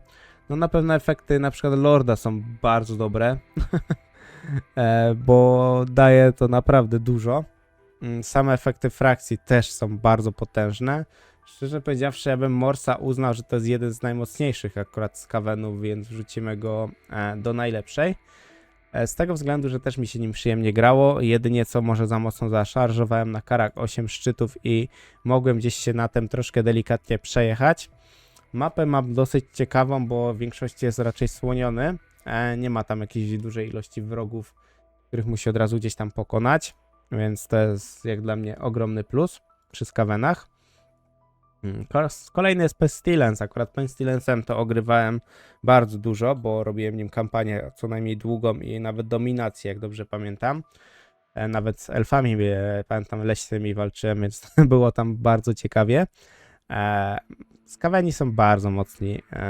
No tu nie ma co w ogóle nad tym się gdzieś tam rozdmuchiwać. Jeśli chodzi o może bonusy Pestilensa, no to on ma bardzo dużo na tą zarazę.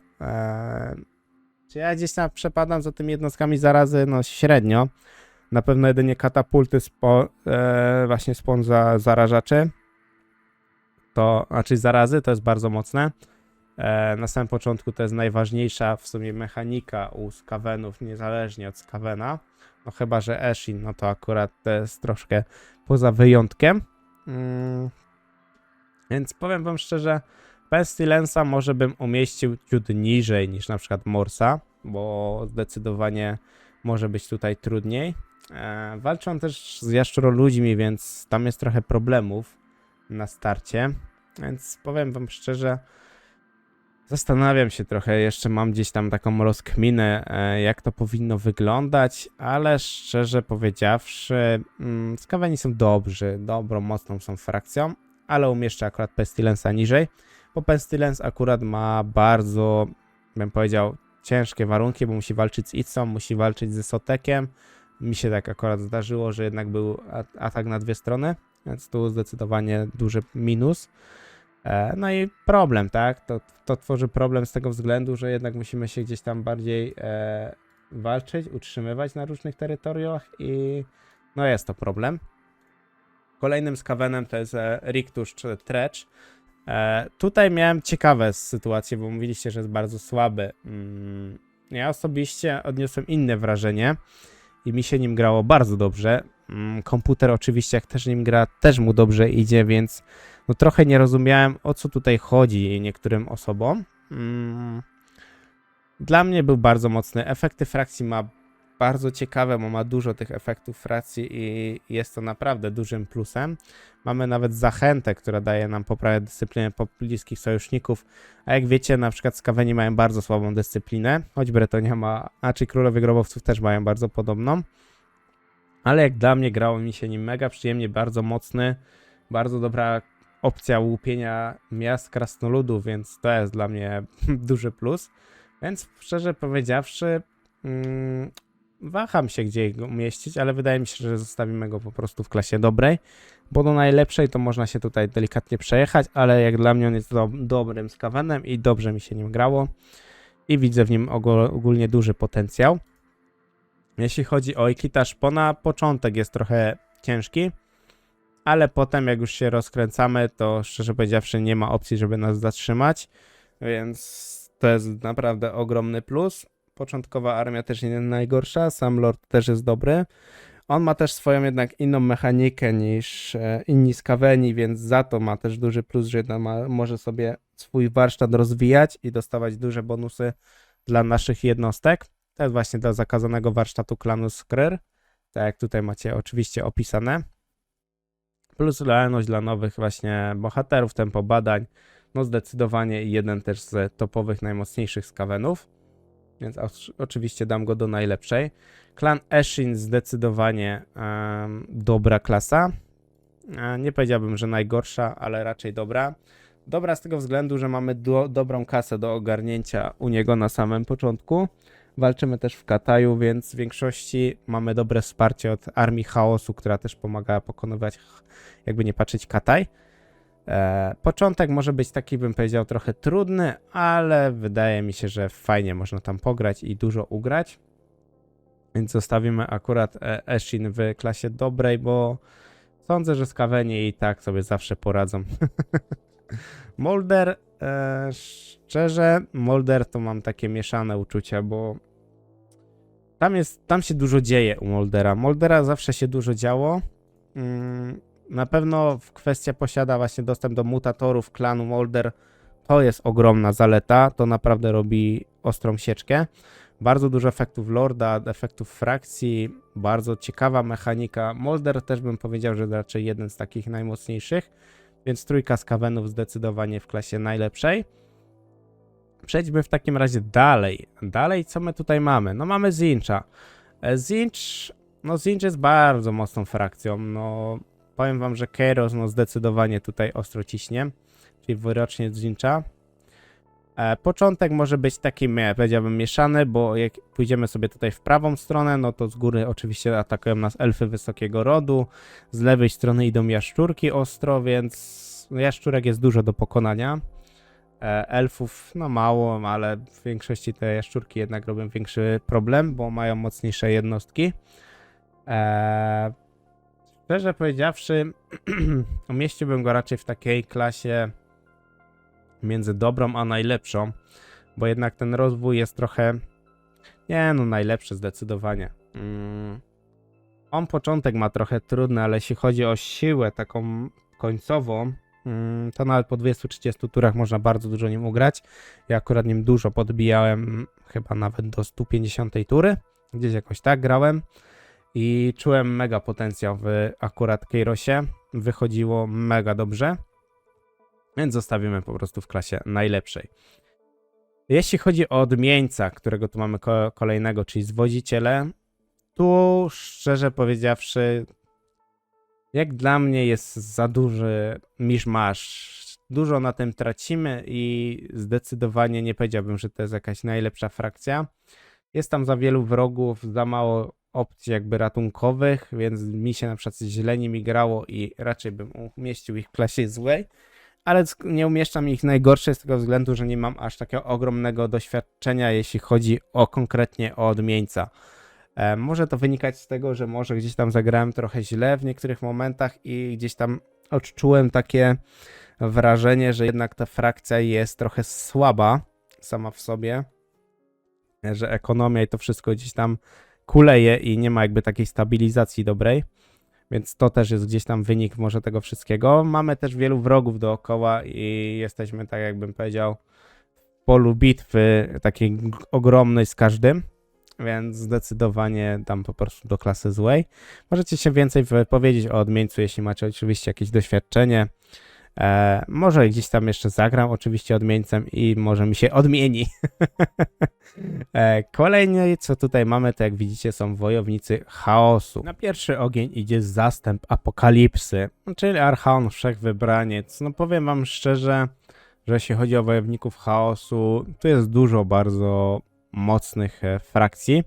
Są naprawdę mocni. Każdy ma inną mechanikę, więc to też jest bardzo ciekawe.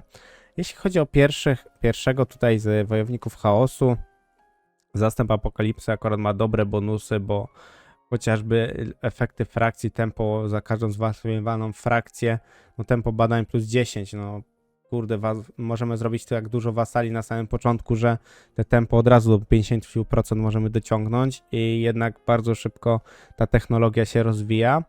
Stosunki dyplomatyczne z wojownikami chaosu, demonami chaosu, ludźmi i norską za każdą zwasowaną, to jest jeszcze lepiej. No możemy mieć ogrom tego wszystkiego, więc zdecydowanie jest to topowa frakcja.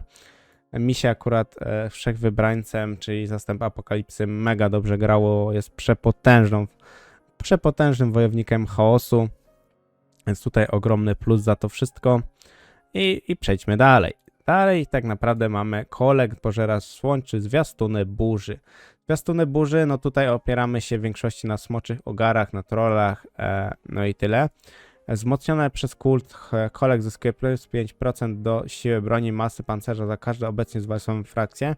Tutaj mamy dużo jakby opcji wasalizacji, na otrzymywanie jakby wasali, robienia wasali. Budynki osady mrocznej zapewniają dodatkowe jednostki smoczych ogrów do zwerbowania do tego, czyli możemy sobie zrobić ogromną pulę smoczych ogrów. Mamy bonusy dla smoczych ogrów. Tutaj mamy, powiem wam szczerze, trochę gorzej niż Archaonem, bo Archaon to jednak jest czarodziej, który jest bardzo mocny. Tu mamy jednak wojownika, który też jest bardzo mocny, ale nie aż tak mocny, wydaje mi się, jak Archaon. Sytuację z armią też ma troszkę bardziej krucho. Mniej ma jednak tych efektów frakcji. Ja bym powiedział raczej, że on zasługuje raczej na taką kwestię tutaj dobrej frakcji niż najlepszej, bo naprawdę gra nim się bardzo dobrze. Ma trochę więcej wrogów, bym powiedział, niż Archaon i takich, powiedziałbym, może nawet mocniejszych, więc to jest duże plus.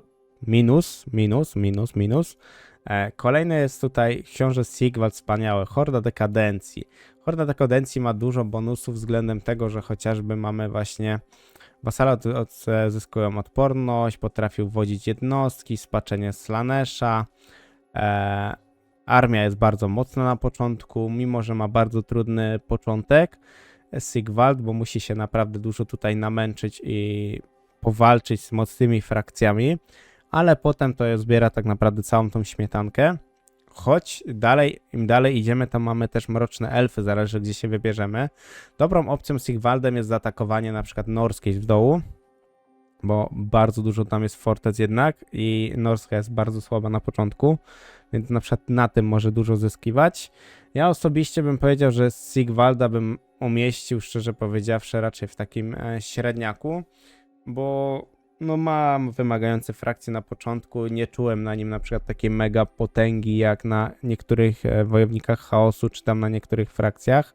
No dla mnie niestety, no ciut słabo. Azael, czyli Legiony Ekstazy. No Legiony Ekstazy mają ciekawą walkę, bo walczymy gdzieś tam z Kislewem, więc mają trochę utrudnione.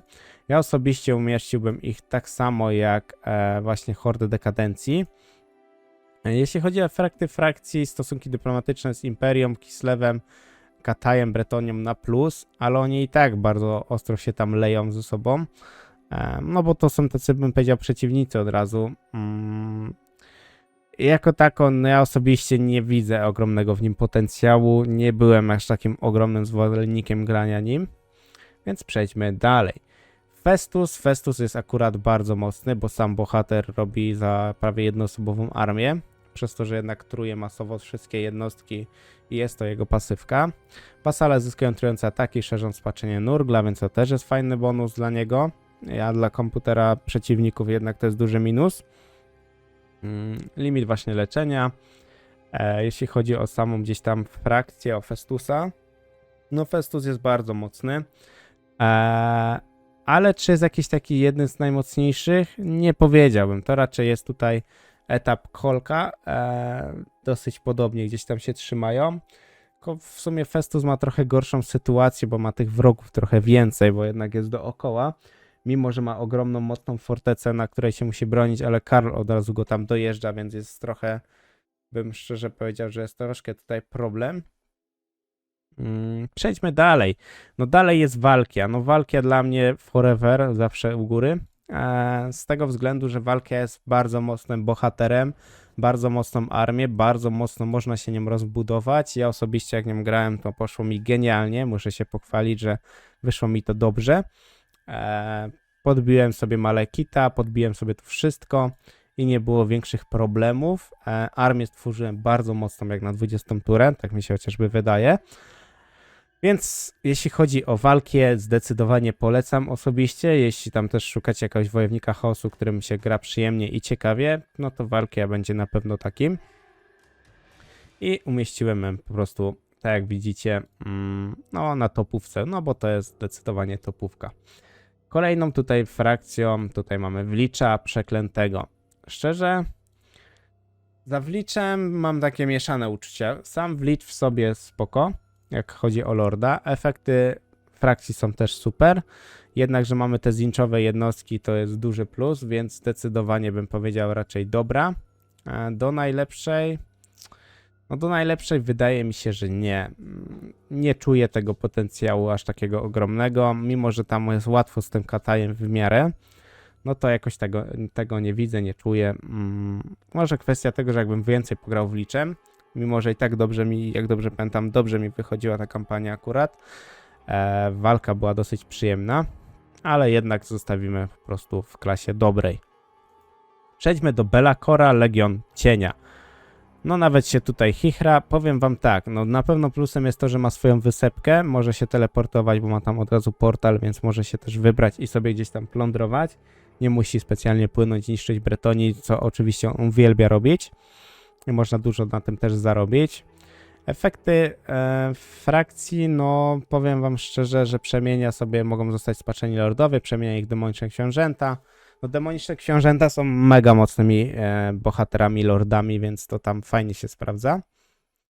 Zaczyna oczywiście rozgrywkę z miejscami na dary wszystkich bogów chaosu, to jest duży plus i otrzymanie dla jednostek demonów minus 25%, to też jest ogromny plus. No szczerze powiedziawszy, Belacora też bym raczej umieścił w tutaj klasie dobrej, bo sam bohater w sobie też jest mega kozacki, mocny. Więc dobrze się to sprawdza, dobrze mi się nim grało i widziałem w nim potencjał. Przejdźmy w takim razie do krasnoludów chaosu. Krasnoludy chaosu, czyli Astragot, żelazna ręka jest jako pierwszy. Czyli akolici Hasuta. Efekty frakcji są dobre, bo tempo badań, kontrola plus wpływ konklawy pozyskany ze wszystkich źródeł plus 10%, a pamiętajmy o tym, że wpływy w konklawie przy krasnoludach chaosu to jest jedna z najważniejszych mechanik u nich, więc to jest bardzo ważne.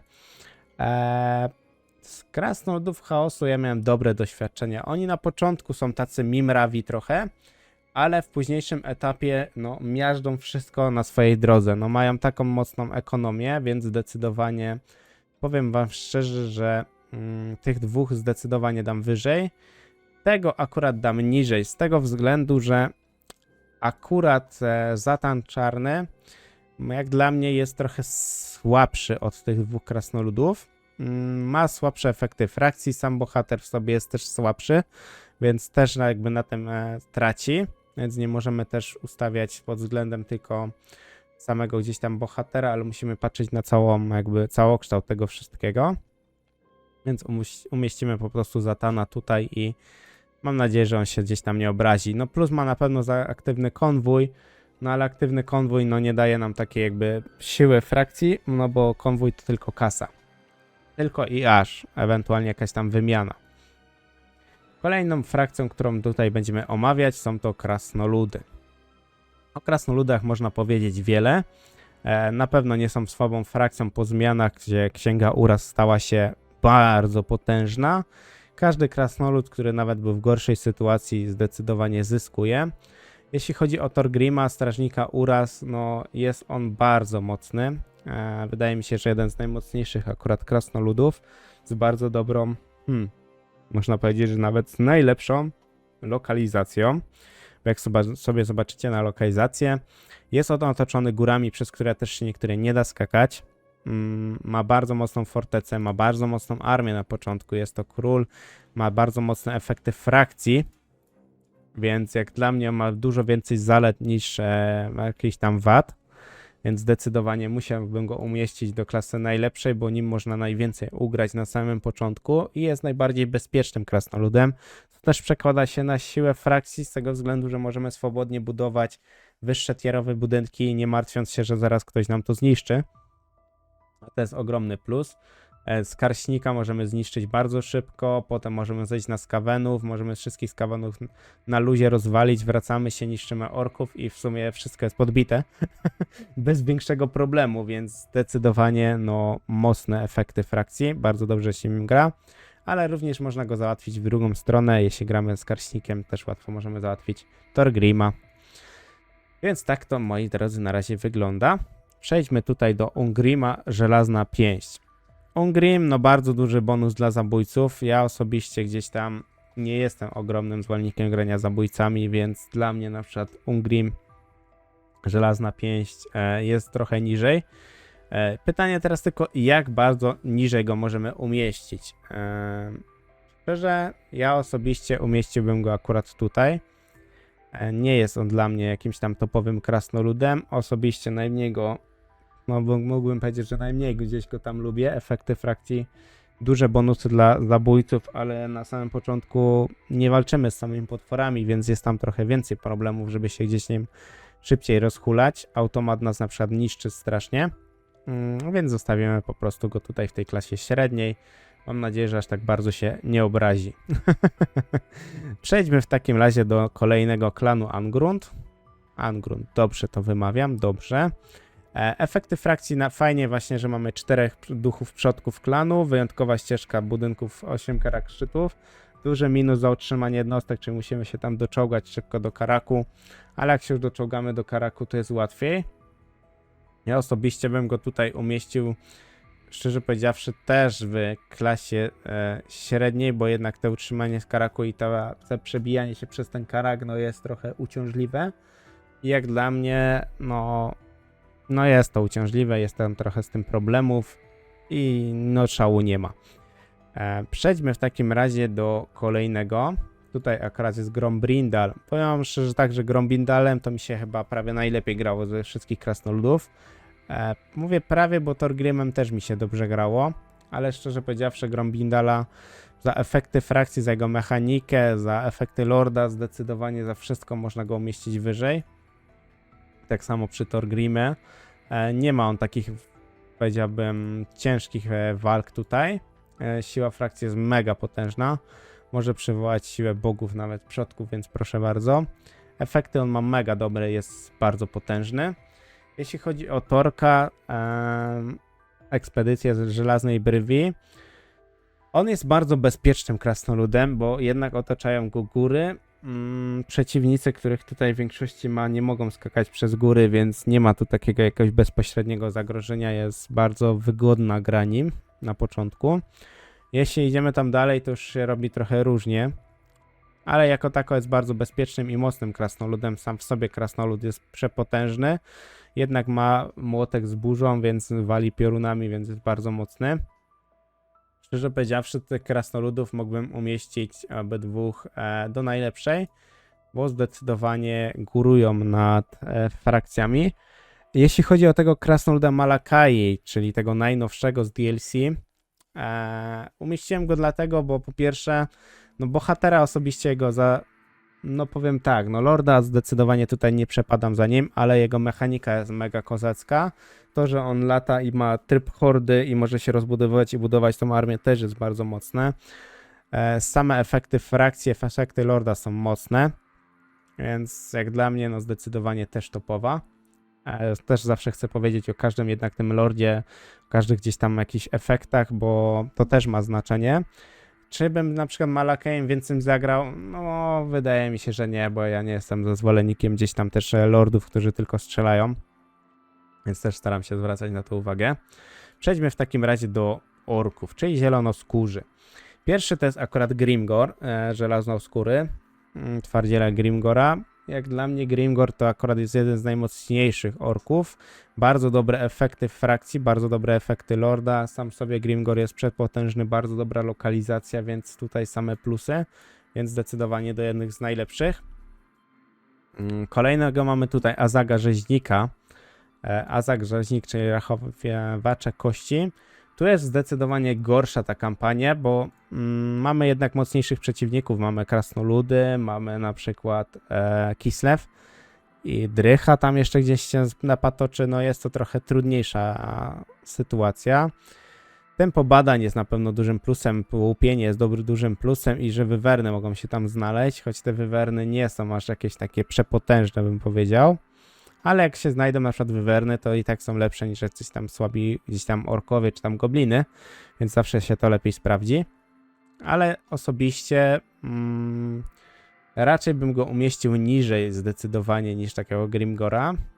Raczej bym nawet powiedział, że klasa taka średnia. Nie czuję w nim ogromnego potencjału, nie widzę po prostu aż tak tego. Więc zdecydowanie umieszczę po prostu w klasie średniej. Jeśli chodzi o Skarśnika, o Skarśniku już delikatnie wspomniałem. Skarśnik jest przepotężny. On na tych goblinach tyle co wykręci, to naprawdę dużo wykręci. Bardzo fajnie ma z ekonomią, bo gobliny są bardzo tanie w utrzymaniu, bo efekty frakcji są bardzo mocne, bo utrzymanie goblinów, doświadczenie jednostek, mocniejsze ła. No powiem wam szczerze, zdecydowanie jedna z najmocniejszych też frakcji w grze. Bardzo też przyjemna frakcja, zdecydowanie wam polecam. Ja aż żałuję, że tak późno o nim akurat zagrałem, ale za to miałem fajniejszą też przyjemność na samym koniec. Tur właśnie tych 20 na poziomie legendarnym, bo grywaliśmy, pamiętajcie, wszystkich tych bohaterów, więc tam doświadczenia delikatnie też się zebrało. Z każdego bohatera po trochu, a z niektórych nawet więcej, więc ta przyjemność była, powiem wam szczerze, ogromna jak dla mnie. Jestem mega zadowolony z tego wszystkiego, że dotarłem, że udało mi się też tam zebrać wiele informacji, bo ten ranking jest taki dla mnie, wydaje mi się, chociażby rzetelny. Przejdźmy dalej. Krwawe ręce. Krwawe ręce, Wurzak. No Wurzak ma bardzo dobre efekty frakcji, jest mega mocny, przez to, że on jednak gdzieś tam bazuje na tych debeściakach dzikich orków, którzy mają bardzo dużą siłę broni i dużą dyscyplinę. I ciężko jest ich złamać, mimo że nie mają pancerza, to mają po prostu dobrą odporność fizyczną i osobiście bardzo mi się dobrze nim grało, jest mega potężny i szczerze powiedziawszy umieszczę go po prostu w jednych z tych najlepszych. A jeśli chodzi o Groma Bebzola, czyli złamany topór, no tu mamy kocioł, mamy jakby możliwość gotowania w tym kociołku i dostawania fajnych efektów. Same umieszczenie tutaj go, no powiem wam szczerze, ciężko tutaj można szybko się tutaj sparzyć i dostać łomot, bo jednak wszyscy go tutaj nie lubią, bo nie ma za bardzo tutaj sojuszników. Najłatwiej jest nim przeskoczyć na Rogala i niszczyć elfy wysokiego rodu, ale to też nie jest raczej proste zadanie, więc pamiętajcie o tym. Jeszcze w Wurzagu trochę tak wspomnimy, że on jest jednak na takim w miarę bezpiecznym miejscu i ma dużo przestrzeni, dlatego też nim się gra wygodniej i dlatego też go umieściłem wyżej. Groma Bebzola osobiście bym umieścił raczej w klasie dobrej, do średniej nie, ale do klasy dobrej, bo on jest bardzo mocny, te wsparcie do tych goblinów ma też duże. I gra się nim bardzo przyjemnie, tylko trzeba stoczyć parę takich trudniejszych bitew, ale potem to już w sumie sama przyjemność, więc jako frakcja jest bardzo mocna, tylko po prostu początki są troszkę zachwiane. Przejdźmy do Kislewu i do Carycy, bo akurat Caryca jest pierwsza tutaj w rankingu. Caryca, jeśli chodzi o efekty frakcji, ma dobre efekty frakcji, bo ma czas szkolenia lodowego dworu, czyli otrzymywania fajnych czarownic. To jest duży plus. Kontrolę frakcji też jest plusem. Pobożność tych czarownic, poziom werbowanych czarownic, więc bardzo dobre efekty frakcji. bo jakby nie patrzeć, Lodowy Dwór, czyli ogólnie Kislev opiera się mega na magii. Magia tutaj zdecydowanie ich ostro boostuje i można robić z Sarycy przepotężną armię jednoosobową, więc Saryca zdecydowanie jak dla mnie jedna z najlepszych, tym bardziej w Kislewie, no nie ma sobie równych. Przejdźmy w takim razie do Kostalyna. Szczerze, no dla mnie ten gościu to jest w ogóle nieporozumienie i wrzucę go do jednej z najgorszych. Mi się nim strasznie grało. Początek on ma jeszcze gorszy niż się zapowiada, bo naprawdę ma ciężki ten start. Ma tych wrogów, powiedziałbym, może nie aż takich trudnych na początku, bo jednak jesteśmy blisko Imperium. Walczymy tam raczej tutaj z Norską, z jakimiś demonami, z Kawenami, ale jest bardzo trudny ten start i ten rozwój sam w sobie u niego jest bardzo trudny. Te bonusy nic nam za bardzo nie dają, więc zdecydowanie nie. Po prostu nie. Kolejny to tutaj jest Ursun. Ursun jest też uważany za jednego z takiego trudniejszych bohaterów, trudniejszych też frakcji. Ma plus taki, że ma z Lodowym Dworem dogadywanie się. Koszty utrzymania garnizonów i miejsc kultu spoko, bo możemy na tym zarabiać, bo on jednak walczy na chaosie. Początek jest dla niego bardzo trudny, ale za to jest bardzo ciekawa u niego kampania, fajnie się gdzieś tam rozwija. Ja osobiście bym nie powiedział, że on jest raczej najgorszy, tylko raczej klasa bym powiedział średnia, bo ma on ten początek trochę lipny, że musi gdzieś tam się, choć szczerze powiedziawszy, może bym go tutaj wrzucił raczej do złej, bo tam jednak on musi się dużo poruszać, nim on zejdzie na dobre ziemie, na których może faktycznie coś zarobić, to trochę zejdzie. Sam w sobie bohater i armia, którą ma początkową, nie jest najgorsza, więc na tym można dużo wyrzeźbić. Więc jak sobie na przykład zagracie Borysem i zejdziecie sobie szybko tu w dół i zniszczycie Skawenów, Krasnoludy Chaosu i tak dalej, to możecie tam fajnie zarobić, ewentualnie Norską. Najlepiej też jest przeskoczyć do tą Norską, nie walczyć za długo na tym chaosie na starcie. Choć to każdy, wiecie, jak to woli, tak? Mamy też niewrażliwość na spaczenia tym bohaterze akurat, więc na czym Lordzie, więc to też jest duży plus. Matka Ostanka, szczerze powiedziawszy, nie wiem gdzie ją umieścić, bardzo się wahałem nad nią. Na pewno ona ma duże plusy z tego względu, że mamy bonusy dla na przykład, kogo my tu mieliśmy.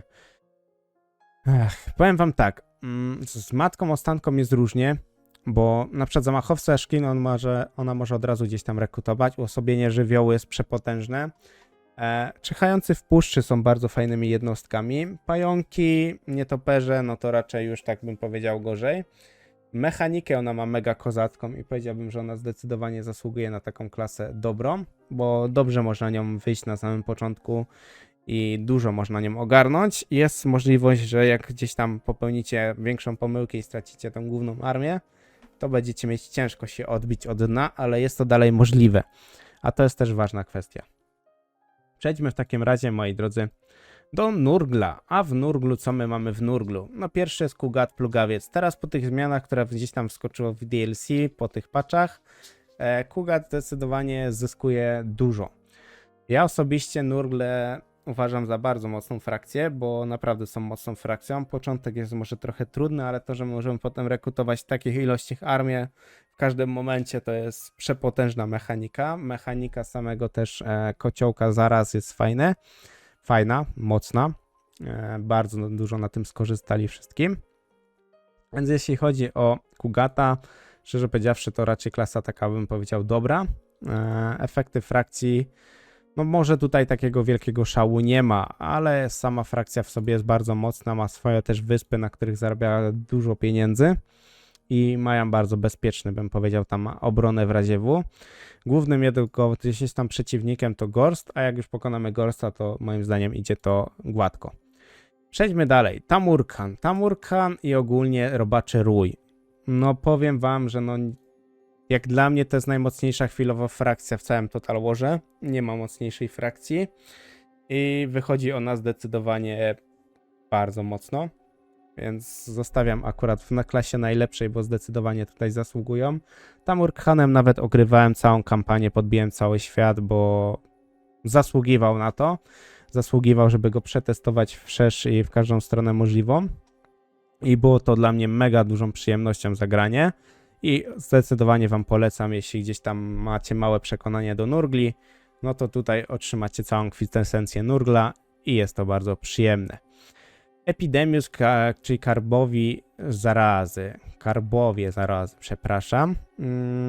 Efekty frakcji są dobre, bo doświadczenie jednostki dla na przykład nosicieli zarazy Nurgla, wzniosłych nosicieli Nurgla. To jest bardzo fajna jednostka, bardzo mocna jednostka z bardzo dużą dyscypliną i radzą oni sobie z większością jednostek, więc to jest bardzo duży plus. Jeśli chodzi o samą tutaj tą frakcję, początek może jest trochę, bym powiedział, trudny, ale potem to się dosyć fajnie układa i ja raczej bym Epidemiusa dał i tak do klasy średniej, bo jako tako sam Lord jest trochę słaby i nie daje nam takich dużych korzyści jak na przykład inne Nurgle, więc zostawimy po prostu w klasie tej średniej i wydaje mi się, że to i tak będzie w miarę uczciwie dla nich.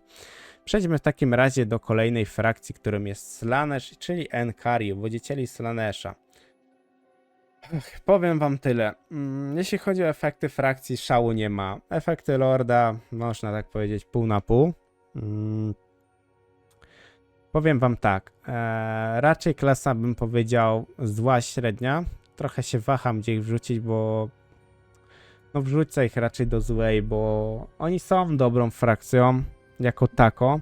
Tylko że początek mają bardzo trudny, muszą walczyć z elfami wysokiego rodu, gdzie z jednej strony to się wydaje proste, ale z drugiej strony jedna gorsza walka i my się już na przykład z tego nie mamy opcji pozbierać. I to jest bardzo ważna też jakby mechanika, zasada, żebyśmy mieli opcję się też czasem pozbierać z tego wszystkiego, a przy Enkari u wodzicielach Slaanesha jest to trochę trudne. I początek mają po prostu trudny, musimy walczyć bardzo trudne bitwy. Ale też za to możemy się nauczyć grać, więc to też jest jakaś, powiedzmy, dodatkowa nauka gry, a to też jest ważne, bo można sobie jakiś tam skill większy wyrobić, ale zostawimy tutaj w klasie raczej złej, bo to też jest jednak kwestia siły frakcji, którą gdzieś tam prezentują swoje frakcje. Przejdźmy dalej w takim razie, a dalej jak widzicie mamy Wybrzeże Wampirów, pierwszy to jest Luthor Harkon, Przebudzeni, powiem wam szczerze, jest tam, bym powiedział, pół na pół. Nie jest to raczej mój ulubiony z Wybrzeża Wampirów. Najmocniejszy sądzę, że raczej też nie jest. Mechanikę ma dosyć ciekawą, że on się tam gdzieś przemienia i dostaje jakieś różne bonusy do różnych rzeczy co jakiś czas i się to wam po prostu przemienia. Ale jeśli chodzi o ranking, ja osobiście bym ich raczej umieścił w klasie średniej. Wyżej raczej bym ich tutaj nie umieszczał, bo nie ma tutaj przekozackich jakichś efektów frakcji, efektów Lorda. Położenie też jest takie pół na pół. Jeśli chodzi o hrabia na przykład Noctulusa, to tutaj już mamy trochę lepsze chociaż efekty frakcji, zdolności werbunkowe hordy, czas rekrutowania kolosów. No i walczy też z elfami, gdzie jest łatwiej ich jednak pokonać i możemy więcej osiągnąć, więc jak dla mnie klasa, bym powiedział, dobra. Można by nawet gdzieś tam myśleć, że jedna z takich najlepszych klas, ale ja osobiście chyba nie dam akurat tego Floty Grozy na najlepszą, mimo że są tu jakieś te efekty, ale dla mnie to tam szału nie ma większego. Kolejny tutaj pirat to mamy Aranessa, słowo mściwa. Powiem wam tyle. Przychody z plądrowania i złupienia osad spoko. Szansa na odnalezienie map skarbów spoko. Ale reszta sama w sobie nie.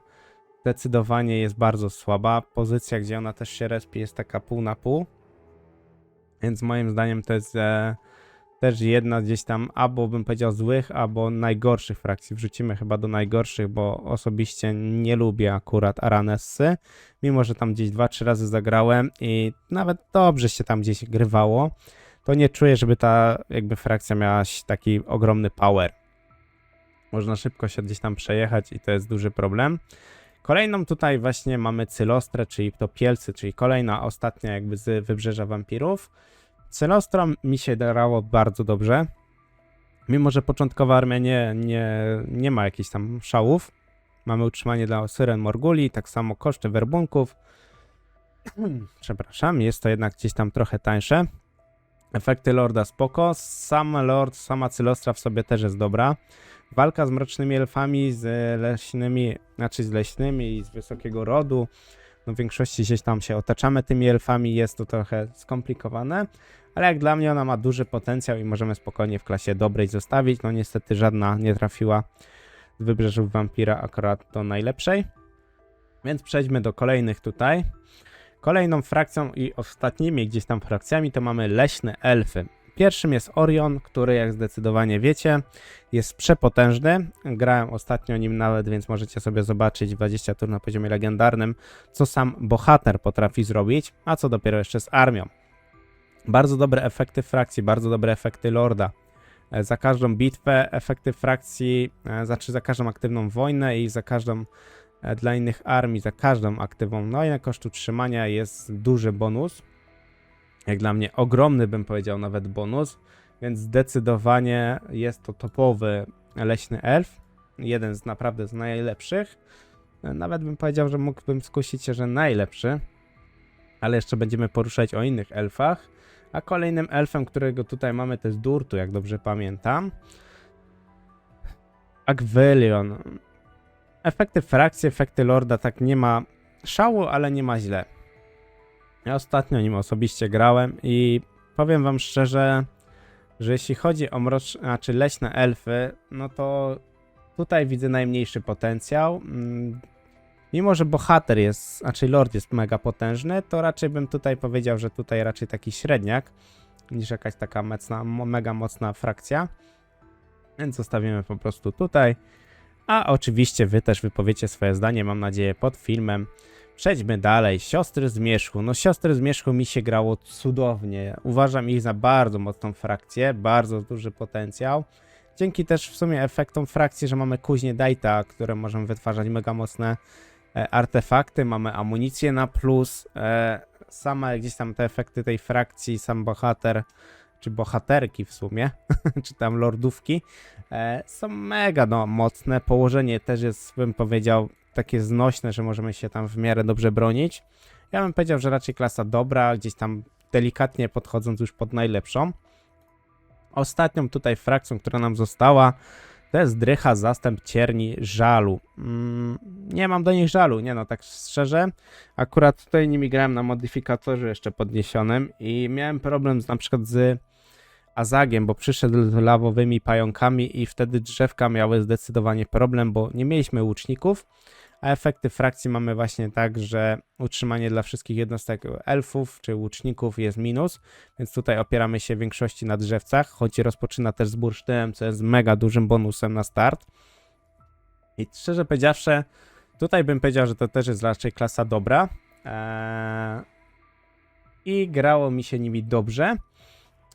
Na pewno minusem było w sumie to, że ten początek jest w miarę taki, bym powiedział, spoko. Później jest trochę gorzej, bo możemy tak naprawdę dostać ciosa z każdej strony, bo dookoła gdzieś tam drychy otaczają nas wrogowie, więc to też jest zawsze jakiś gdzieś tam minus, bo jednak jesteśmy w takim środku, gdzie niby nas tam lubią, niby nie i różnie gdzieś to tam się może potoczyć. Dobrze, moi drodzy, dotrwaliśmy do samego końca. Mam nadzieję, że wielu was dotrwało do samego końca i też wypowiecie się tutaj w komentarzach pod filmem. Dzięki za wszystkie lajki, za wszystkie suby pod tym filmem i zapraszam też do kolejnych rankingów, które będą się gdzieś tam na dniach pojawiać. Możliwe, że będzie dzień, dwa przerwy między filmami, żebyście sobie spokojnie mogli tam przemyśleć, pooglądać, ponadrabiać, a potem ruszymy dalej z nowymi też również seriami i tak samo z nowymi rankingami. Dzięki za oglądanie i do następnego. Cześć, cześć!